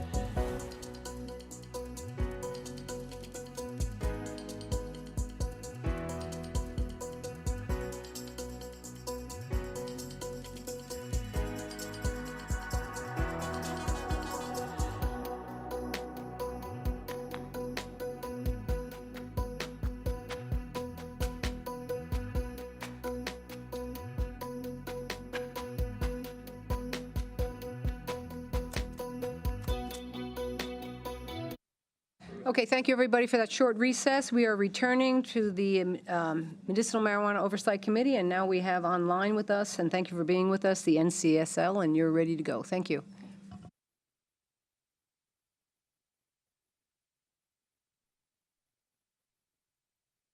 Hi, I think we had a PowerPoint and we're not sure how to share it or if it's going to be shared in the room. We sent it on Friday. You could share your screen if you'd like. We can pull don't it up. have permissions to share within the system, sorry. Nicole Ben said that has them up for that for us. Okay, great.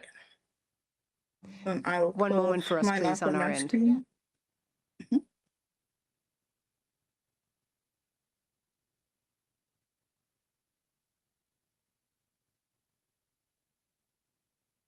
We are working on our end to give you presenting permission, so please be patient. Thank you.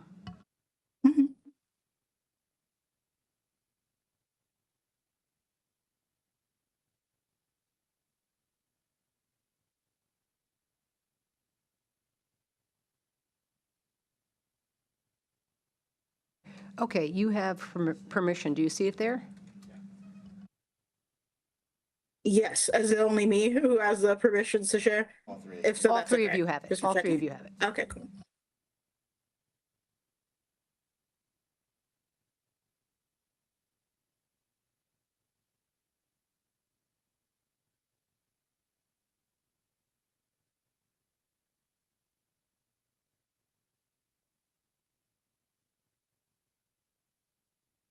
Give us 1 second to get it up.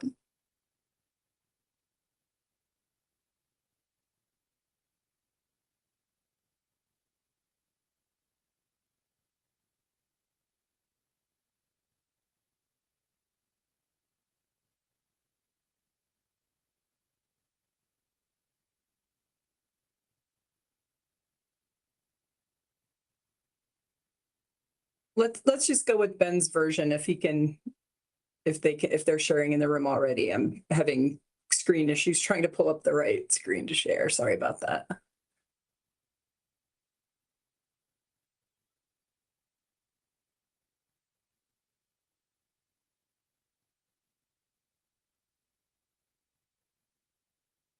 We see it now. Is this coming up on the screen? Yes. Okay, perfect. All right. So give me 1 more second to see if I can get my notes on the screen at the same time. If not, that is okay. I can do it from my phone. Give me just 1 more second.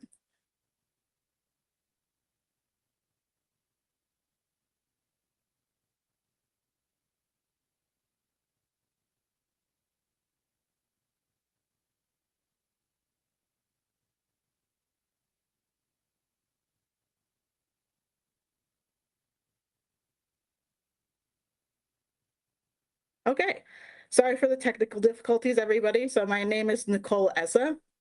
I am Legislative Director for NCSL's Law and Public Safety Committee, and NCSL is the National Conference of State Legislatures. So for those of you who are unfamiliar with NCSL, we are the bipartisan membership organization that represents all of the state and territorial legislatures, legislators, and legislative staff across the country. And we also provide research and technical assistance to the states, as well as representing the state's interests, the state legislature's interests before Congress, the judiciary, and the administration. So I'm joined today by my 2 colleagues, Carmen Hansen and Megan Bland, and they'll introduce themselves further during their portions, but I will just get into mine real quick for the sake of time.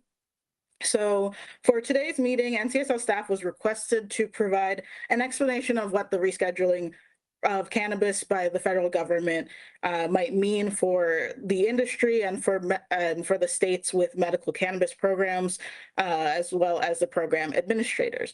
So a quick primer on the federal scheduling of cannabis. So cannabis has been part of the Controlled Substances Act since its ratification in 1970. Until April, most forms of THC were subject to Schedule I control, with some very small exceptions for certain cannabis-derived medications and cultivation for federally approved studies. So Schedule I substances, by definition, are drugs that have no accepted medical use and high abuse potential. So these substances include LSD, MDMA, which street names known as Molly or ecstasy, and heroin, and then by comparison, Schedule 3 substances are drugs with moderate potential for substance abuse that have been accepted to have medical uses and are considered safe to take under the direction of a physician. So examples of those substances would include anabolic steroids, ketamine, and low dosage codeine products. So a quick rescheduling timeline to understand what's been going on at the federal level. So this has been a bipartisan effort. It was initiated by the Biden administration in 2022, and President Biden directed HHS and the DEA to re-examine cannabis, cannabis scheduling under the CSA. So then in August of 2023, HHS recommended rescheduling cannabis to Schedule 3. Sorry, that's still a typo in my slides. Schedule 3, not 2. And then in April 2024, the DOJ issued its opinion affirming HHS's recommendation.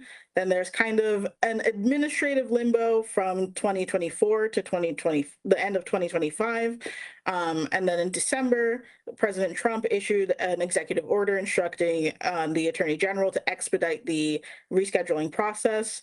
And that leads to April of this year, where DOJ issued the order that placed FDA-approved cannabis products and products created under a state medical cannabis regulatory scheme to Schedule 3. So the DOJ's order does some things and doesn't do a lot of other things. So it does move certain cannabis products from Schedule 1 to Schedule 3.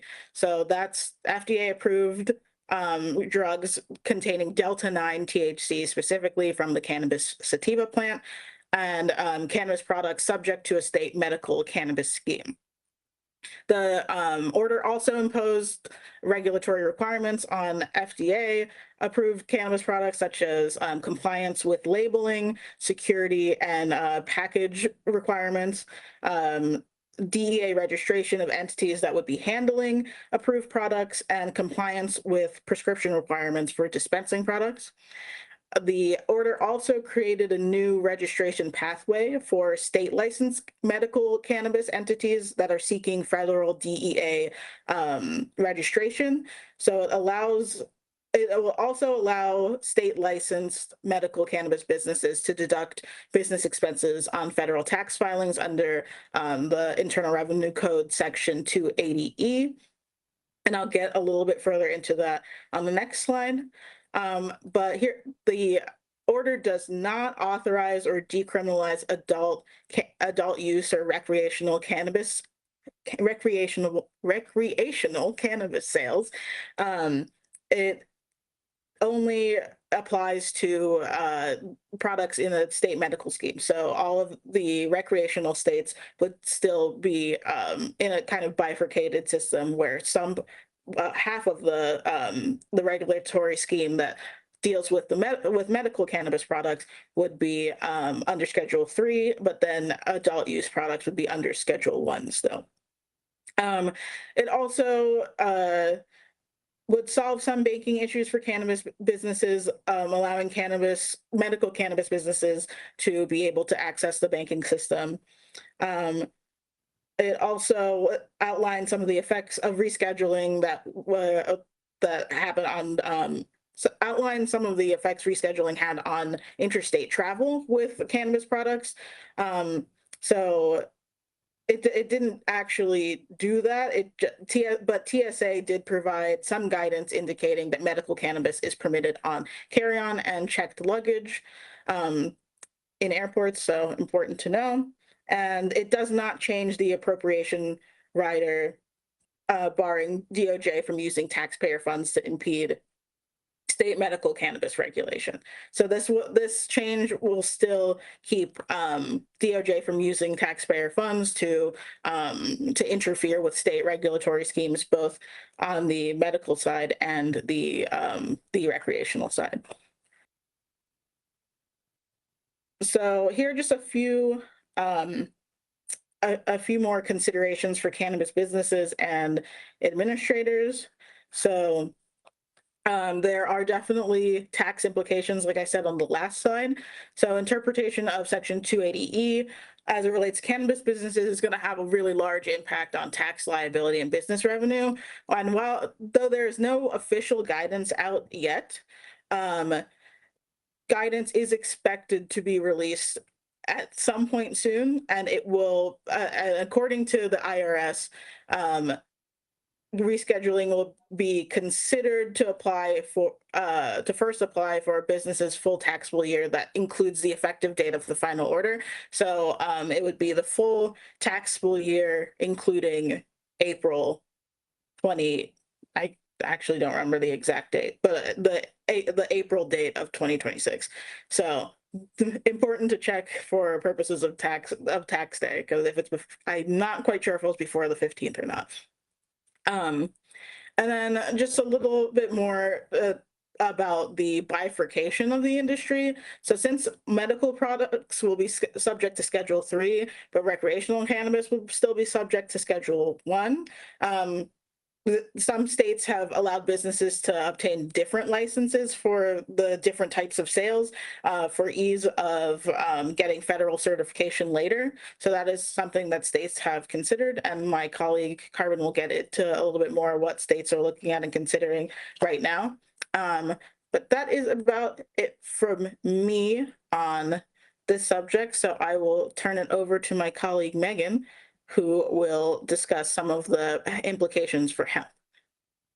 Hi, everyone. My name is Becca Bland. I'm the Associate Legislative Director for NCSL's Natural Resources, Energy, and Environment Committee, and I lead our agriculture work, which is where hemp sits for us. So just as if we could go to the next slide, I'm just going to do a bit of a then and now and next steps. So previously, hemp, which is obviously a variety of the cannabis plant, was considered marijuana under the Controlled Substances Act, and thus considered a Schedule I controlled substance up until 2018 with the Agriculture Improvement Act of 2018, which changed the federal definition of hemp, separating it from marijuana. Then last year, Congress passed the Continuing Appropriations and Extensions Act of 2026, which closed the so-called 2018 Farm Bill hemp loophole.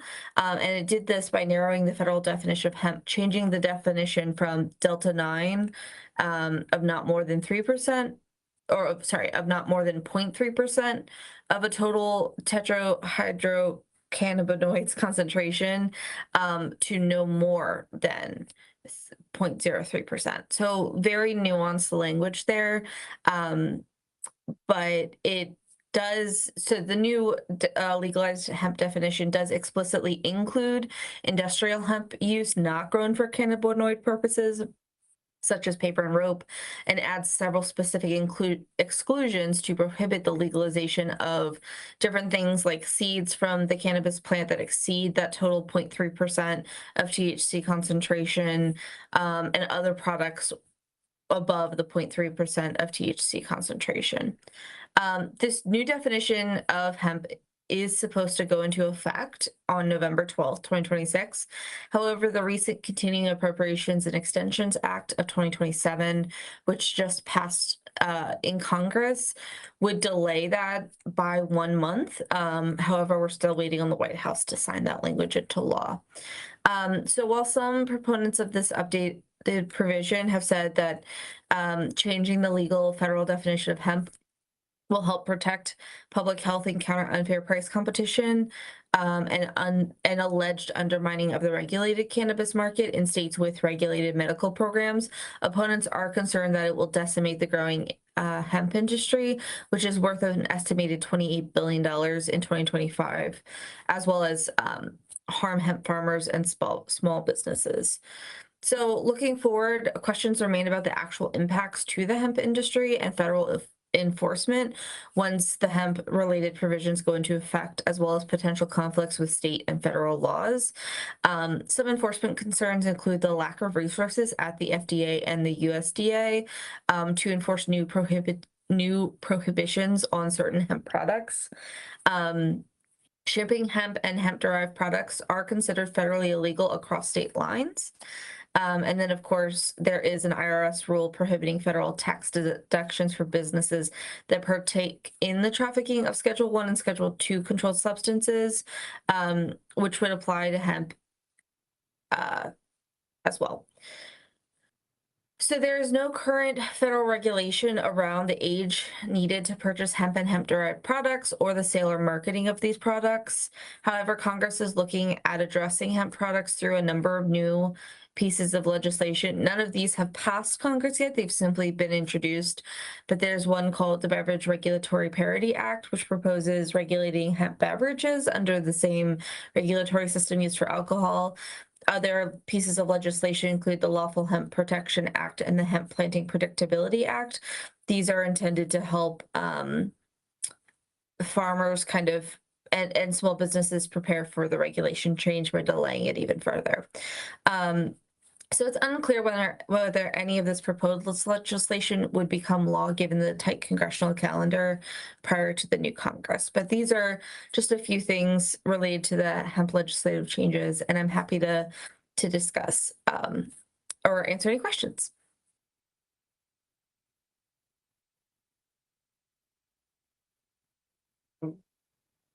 Thank you so much, Megan.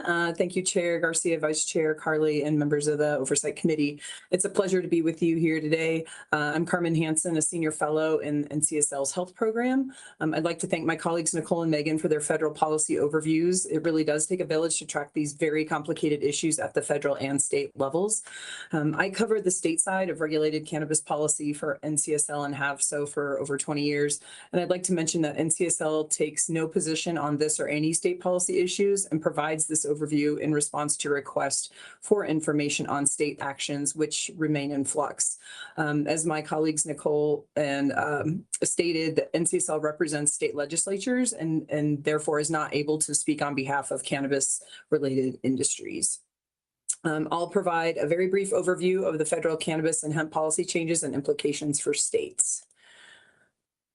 And here's a snapshot of the current state of regulated cannabis in the states and territories. It's quite a colorful patchwork of laws, as you can see, and the vast majority of states regulate cannabis for medical and or non-medical use. 41 states, 3 territories, and DC allow for medical use of cannabis products, which includes the yellow and green states. 24 states, 3 territories, and DC regulate cannabis for non-medical adult use, and those are the green states. And the remaining 7 states in orange allow the use of low THC or high CBD products or for medical reasons in limited situations. Idaho and Kansas do not regulate cannabis for any use. I'd like to note that even if the 2 states are the same colors, they will regulate cannabis products very differently. So if you've seen one state's cannabis regulatory structure, you have seen one state's cannabis regulatory structure. This next slide is a map on the regulatory policies for intoxicating hemp as of last October. You can see that this is a bit more complicated than the regulatory cannabis map. The green on this map represents states with some regulatory of intoxicating hemp cannabinoids, and the red represents where intoxicating hemp cannabinoids are banned, and the blue states are where intoxicating hemp products are considered regulated along with their cannabis products in the state. Yellow states have neither banned or regulate intoxicating hemp, and purple is for Ohio, which is currently under litigation.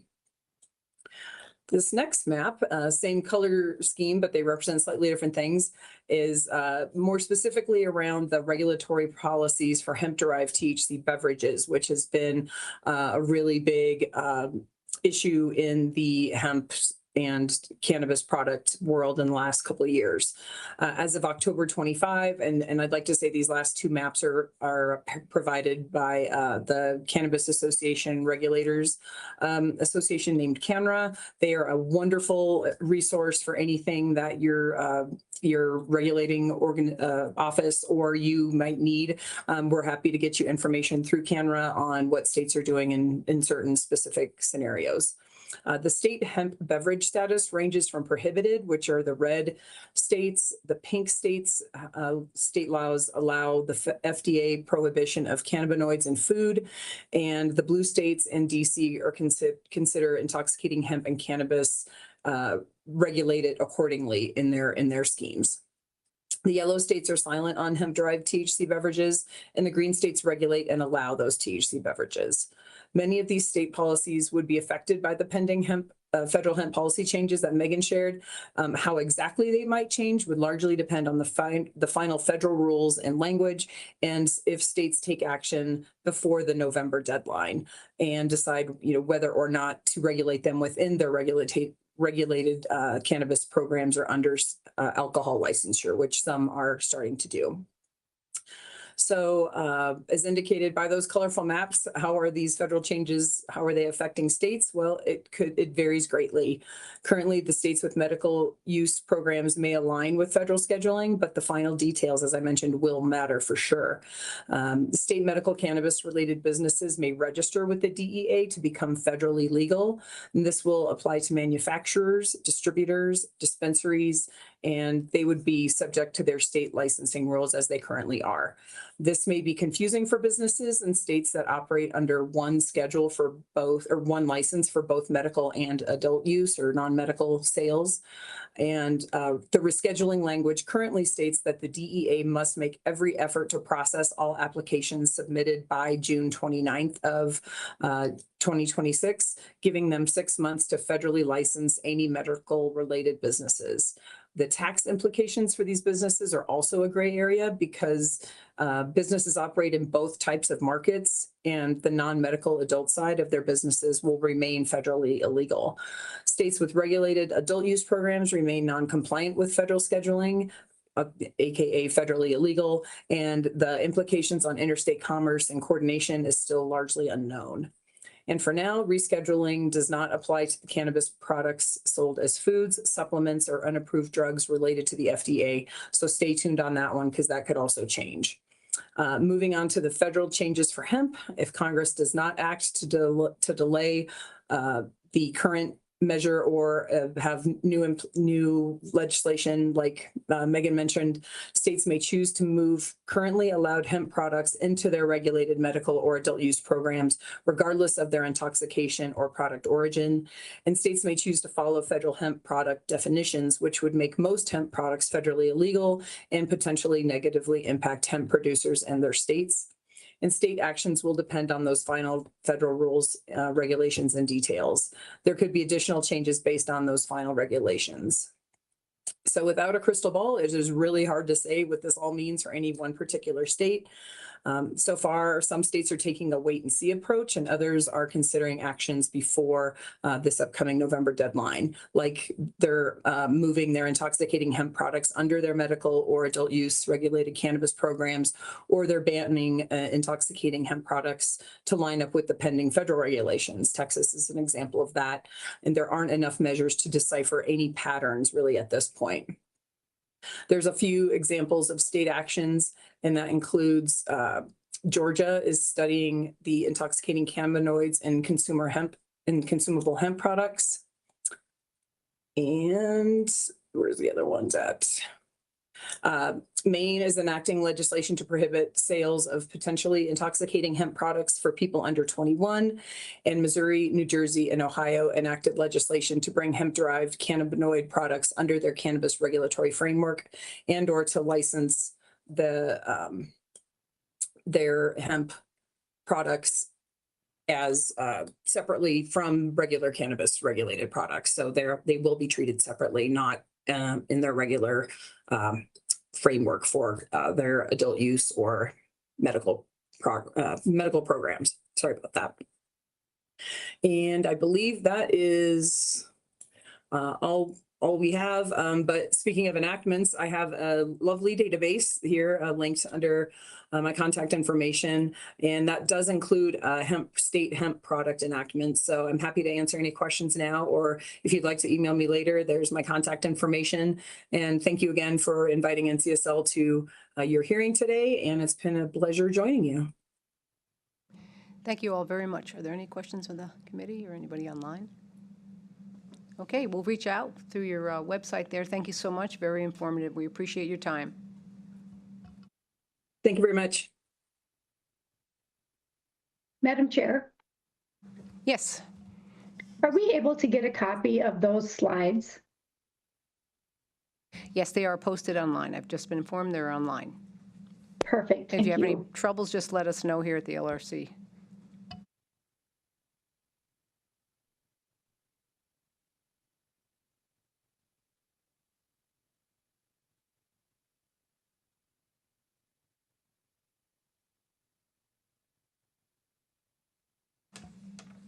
Okay, so Mrs. Berner, the Department of Health, could you come on back up and we can address some of these questions that we have that, before we move on to public comments, so then we can.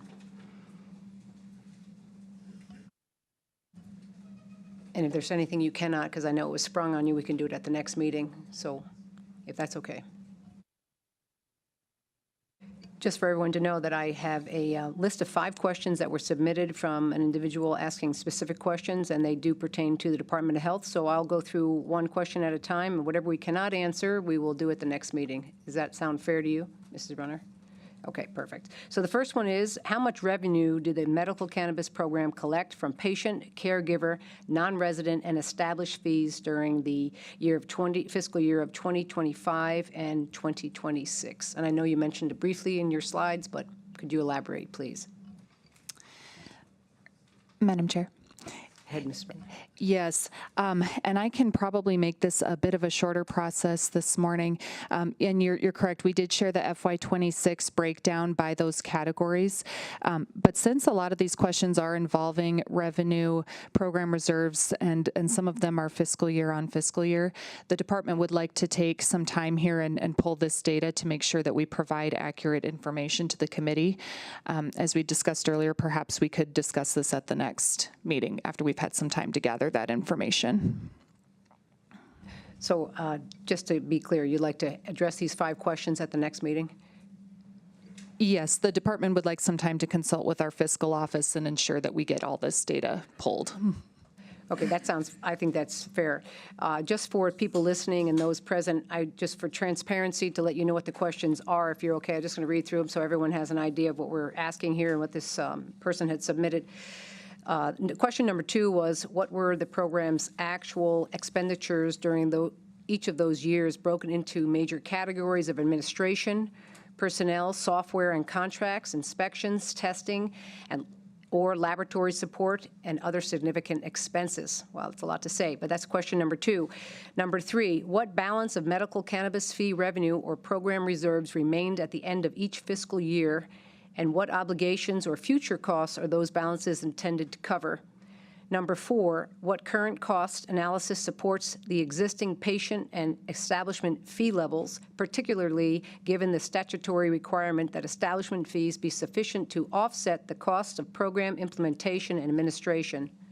And question number 5 was, since the former statutory annual report included program expenses and revenues, and that reporting requirement has now been repealed, what recurring public accounting will allow legislators, patients, establishments, and citizens to compare fee collected with actual program costs and balances? I just want to put that this person, who is a public person that actually submitted the questions, has no argument for or against the medical cannabis, but does want to have the interest be heard and questions answered. So that we can, I think, post at the LRC. Can we post this question so everyone can see that? But I just thought for transparency, and thank you for coming back up. Moving forward, we'll go to public comments. We can start with that. Anyone have public comments here online? This is your time.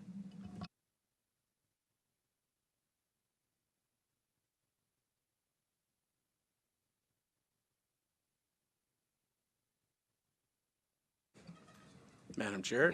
Representative Ismay. Representative Ismay, District 28B. I just had, I want to commend the Health Department. They've really stepped up their game since last year, and I really appreciate what they did. Although I do have one thing that is in 34-20G in Section 53 of that law. That section actually kind of just makes this whole thing negligent. It doesn't make any difference. This committee, the laws, anything like that. It states that a person is not required to possess a registry identification card to raise the affirmative defense set forth in 34-20G-51, which means you don't need a card anyway. If you get pulled over, all you got to do is say, it's for my medical use, and you go home. So I really appreciate all your guys' hard work, but until we get this section fixed, there's no enforcement. So that's all I had to say. Thank you. Madam Chair. I'm sorry, could you turn the mic off there, Representative? Yes. For Representative Ishmael? Yes, sure. Since Rizzo. Yes, go right ahead with your question. Representative Ismail, you have a question.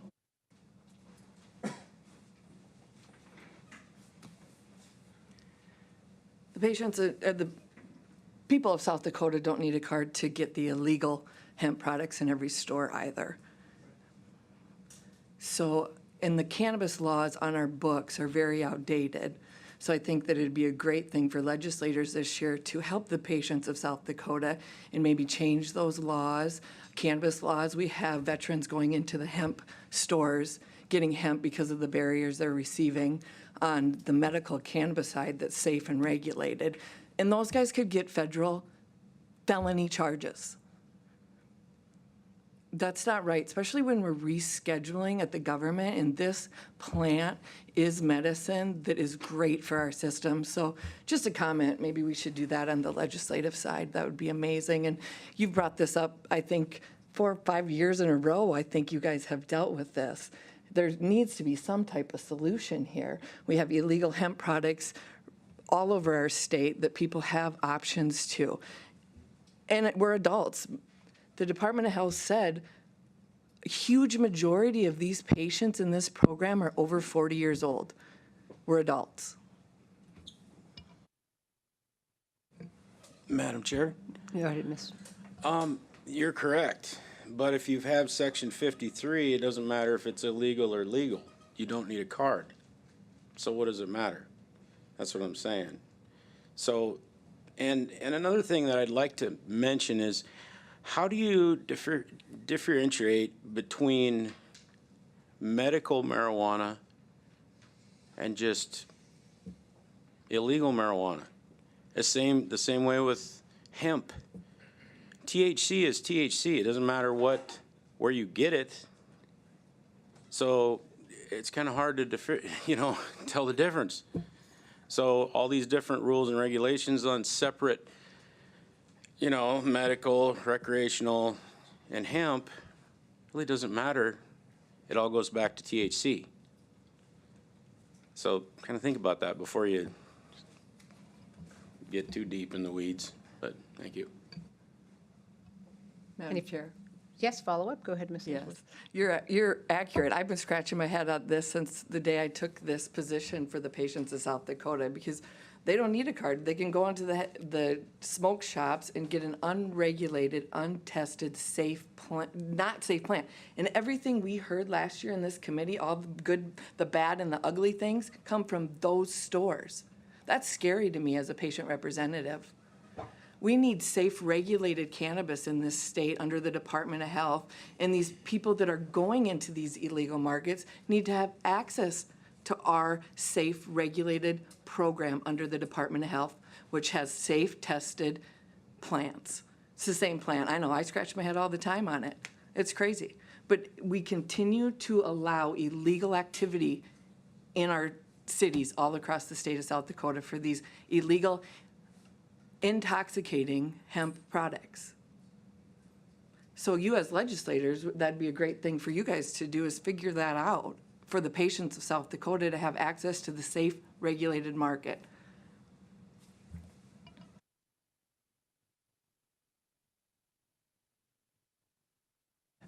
Madam Chair? Please go ahead. Okay. Yeah, I don't know how you do that, though. The way the system is currently set up, that's impossible.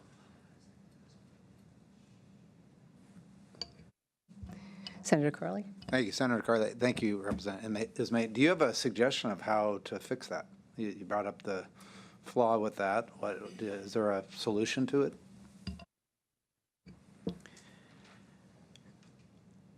you actually have to regulate. If you're not going to regulate, you've got legalized marijuana. It's not, Section 53 is exactly what it says. You don't need a card. So until you start regulating and regulate the marijuana, then you're not going to have any kind of control over what it is. Honestly, it needs to be prescribed by a doctor and actually treated like a prescription. It's not. So that's what I would do. Any further questions from the committee? Okay, thank you, sir. Is there anybody online or currently here that would like to get up for public comment? Sure, come on up, sir. Are you registered in the back? I'm registered online. Okay, perfect. You're good to go. Come on up, thank you. Please state your name and you're representing yourself or... Okay, thank you. My name is Rob Krogstad. I'm representing Bad River Cannabis over in Fort Pierre. Thank you for letting me speak. I think the program's running great, and thank you all for helping. It's really come a long ways. I do have one issue, though, and that is the fines, and they've mainly been taken care of. Like, we fixed the problems the inspectors found before they left the property, and we were still fined $3,000. And I totally understand that we have to do things correctly, but please understand there will be human error. We have like a 134-page book of regulations, and there will be some small human error. And I really appreciated the DOH taking the 4 and 5 as in a different way. After our last inspection, there were some metric discrepancies, and what we have since implemented is a backup paper copy of all metric actions, and we have found discrepancies between our paper copies and the metric, mostly with plants disappearing out of metric. And so we'll have a plant here tagged, totally legal, we'll go to metric and it's not there anymore, but there's no written documentation. So we do the written documentation besides metric, and we are finding some discrepancies in metric. Yeah, there will be human error in some of the things we do, and this is already taken care of. I suggest a 3 strikes rule for the smaller clerical errors, but keep immediate fines for obvious egregious issues. And we really had to shuffle our work schedule around to pay our small $3,000 fine. And one was we had to move our old dirt balls, and we had somebody hired to do that, but we had to stop them because we had to use that money for our fine. And those issues are taken care of before the inspectors left our building. It was 2 small clerical errors, and it was $3,000, which I think is a little harsh for clerical errors. But I appreciate everything the committee does. Thank you. If there's any questions. Thank you, sir. Appreciate it. Madam Chair, I have a question. We need you to shut your mic there. Yes, Representative Dare. Thank you, Madam Chair. What is your name again, sir? My name's Robert Krogstad with Bad River Cannabis. Thank you. Mr. Krogstad, thank you so much for coming up and speaking. This is exactly what I was bringing up last session, is that we need the facilities, the industry to come in and let us know what their concerns are. I am in 100% agreement with you that if it's a clerical error and it's fixed before leaving, there should not be a fine. It should be a citation, should be a warning. Don't do it again, that type of thing. This is where legislation has to come into play. We are the ones that are to define what those fees are and under what conditions. So thank you so much for coming forward today. I'm in complete agreement with you. Thank you. All right, thank you. And I love the idea of mock inspections. I love that idea, and I bet every business in South Dakota would absolutely love that. We're all trying to do our best. No one's trying to screw anything up, but there's just human error and small things that can go wrong. Thank you all. I appreciate all your time. Thank you. Thank you, sir.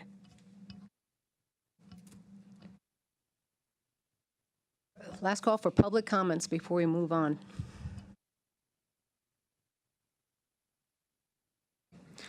Madam Chairman, members of the committee, my name is Kitrick Jeffries. I'm the chairman of the Cannabis Industry Association of South Dakota. I just want to go out and say thank you to the Department of Health for all their hard work into putting this program up in front of us today. I also want to say that a lot of our establishments within our association are currently going through the DEA inspection process to become licensed under the DEA.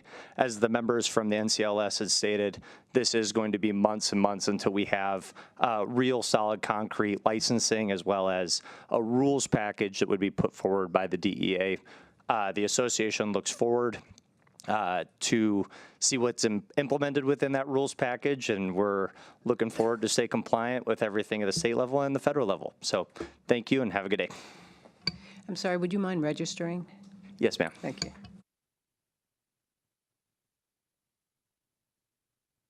If there's no further public comments, then we'll move on to committee discussion and directives. Madam Chair. Representative Andera. I just cannot describe how impressed I am by everyone, the committee, everybody coming forward, the work of the Department of Health. This was absolutely amazing. And for everybody to be working together in order to bring a little bit more clarity, seamless processes, help, assistance is truly a great work of art. And I'm so excited to have been part of this, and also that in this case, government worked this one time. But thank you. Everybody did a great job. Appreciate everyone.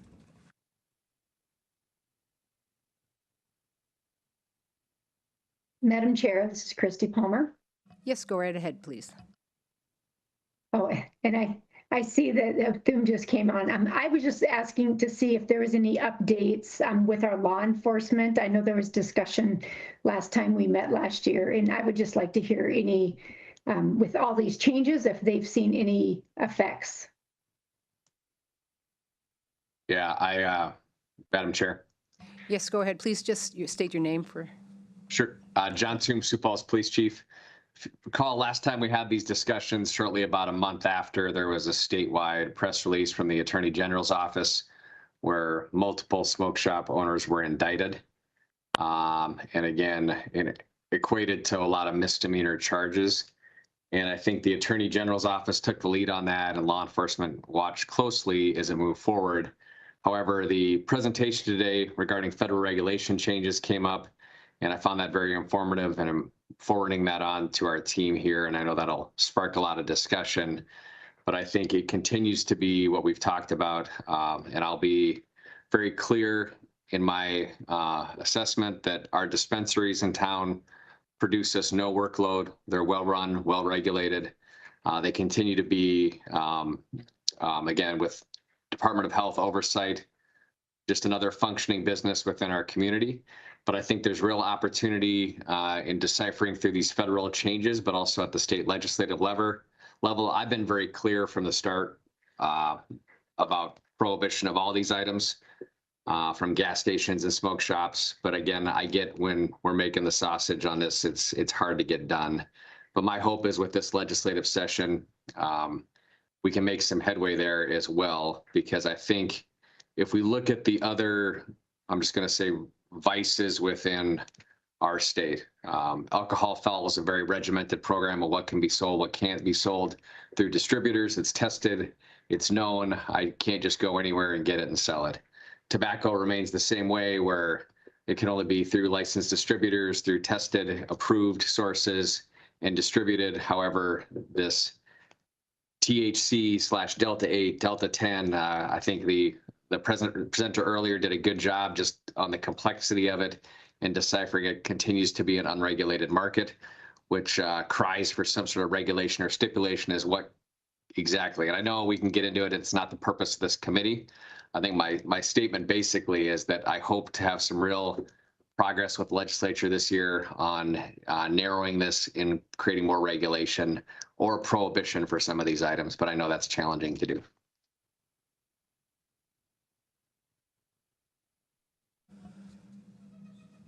Thank you. Any questions for?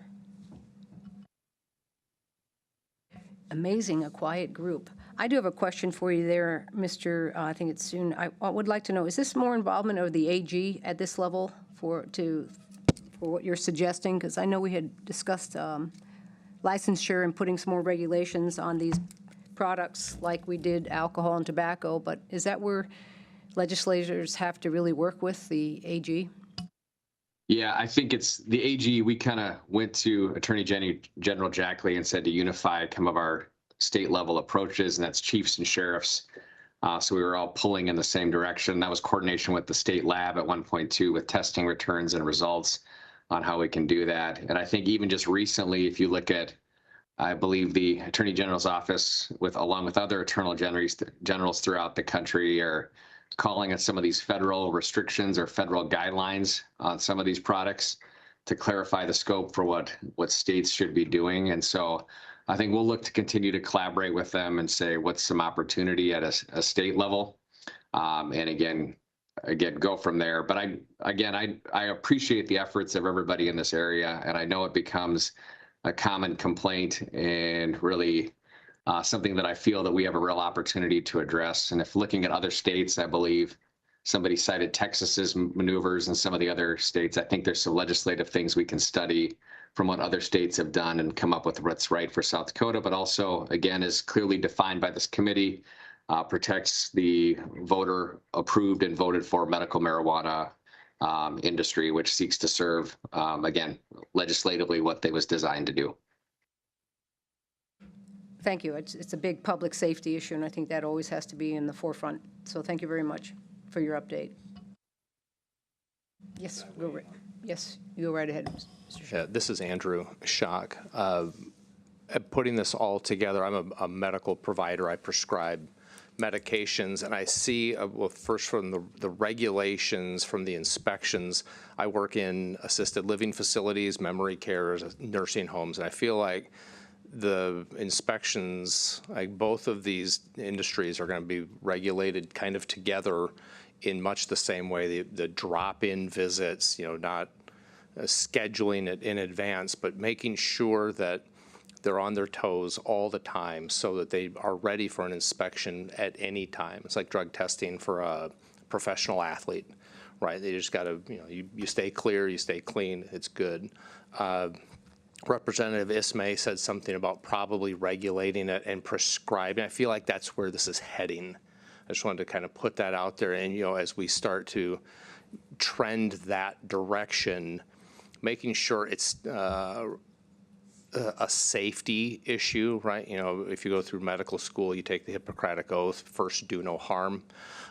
We want to make sure we're rolling this out well. The people have spoken, they want it. We should provide it in a very safe, available manner, but let's make sure that we have the right regulations, things that are going to help provide benefit without hurting our patients. That's kind of my 2 cents.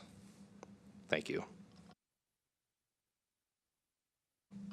Anybody else on the committee for comments? Senator Carley. Yeah, I wouldn't mind if the sheriff from West River, if he's still available online, he could give us an update on how he's seeing this deployed across the west side of the state. Yeah, good morning, Madam Chair. So, I'll echo a lot of the same information that Chief Thune did as well. We are seeing an increase in the use of some of these, what we would call illegal products. Again, we're still having to deal with them. Some basic concerns are what exactly is being sold over the counter. There's no testing requirements for these people and selling that type of stuff. So it's definitely an ongoing problem and a concern for us that we're seeing. As far as the medical marijuana itself, again, I would echo what everyone else has already said. I appreciate what the Department of Health has done and come forward with their information. We're still seeing issues with trying to identify those that actually have a permit or a medical marijuana card and to be able to use that. So I'm really looking forward to the digital card development and what that's going to look like and how we're going to be able to at least use that to identify those that are actually using the medical marijuana the right way, and also to be able to determine what other things that we can add to that to help benefit that program. So really nothing else to add, but I appreciate what everybody's doing here. Thank you, Sheriff. There's no other questions from the committee. I'm just going to do in closing. You know, I remember distinctly the 3 meetings we've had, and that was a big lift, and I've said that numerous times. And the industry also knows that as well. So I feel like there were, when I go back to my notes, there were 15 items that we addressed initially and went on with those 2 other meetings. And we've addressed today about 9. We've closed 9 of those gaps, which I think is very successful. I would like to thank also legislators that really fought hard for the people. Because it was the people's voice we were representing, despite a lot of pushback, to say the least. So, yes, the Department of Health, but also the people giving us the opportunity to really uphold our end of the deal. Also for the legislators that really put endless time and hours into it. So I want to say thank you to all of that. I think there's still work to be done, but like I said, we stick to the 7 points, and we have addressed quite a few. I think next meeting we would address something more with the inspectors and medical updates, and if there's anything else anyone would like to add to it. But I do think we've accomplished a lot, so thank you, everybody, and I have nothing further to add. So I'd like to, at this point, unless there's anybody online, we can have a motion to adjourn.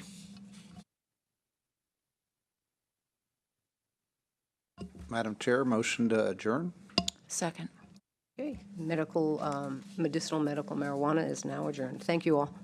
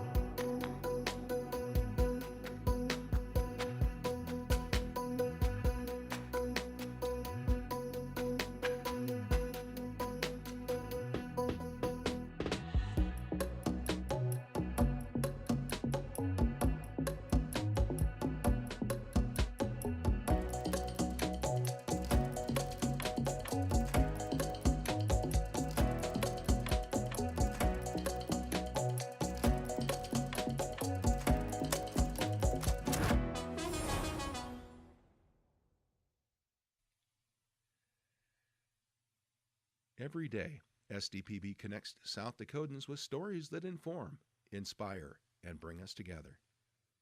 SDPB, good, useful, and full of wonder.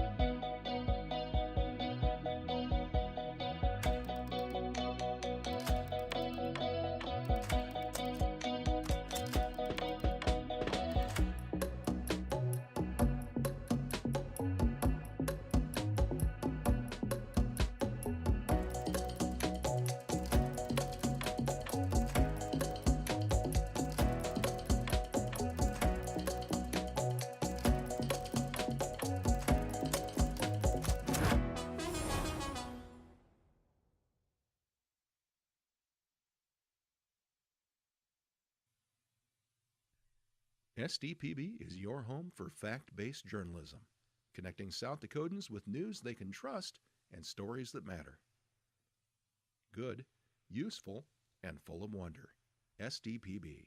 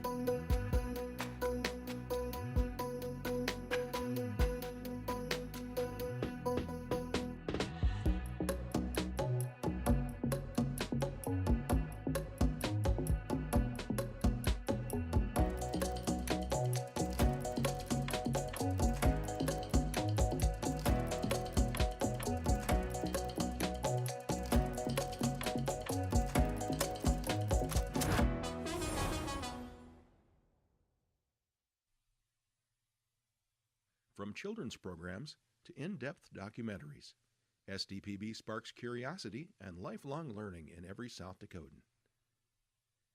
SDPB. Good, useful, and full of wonder.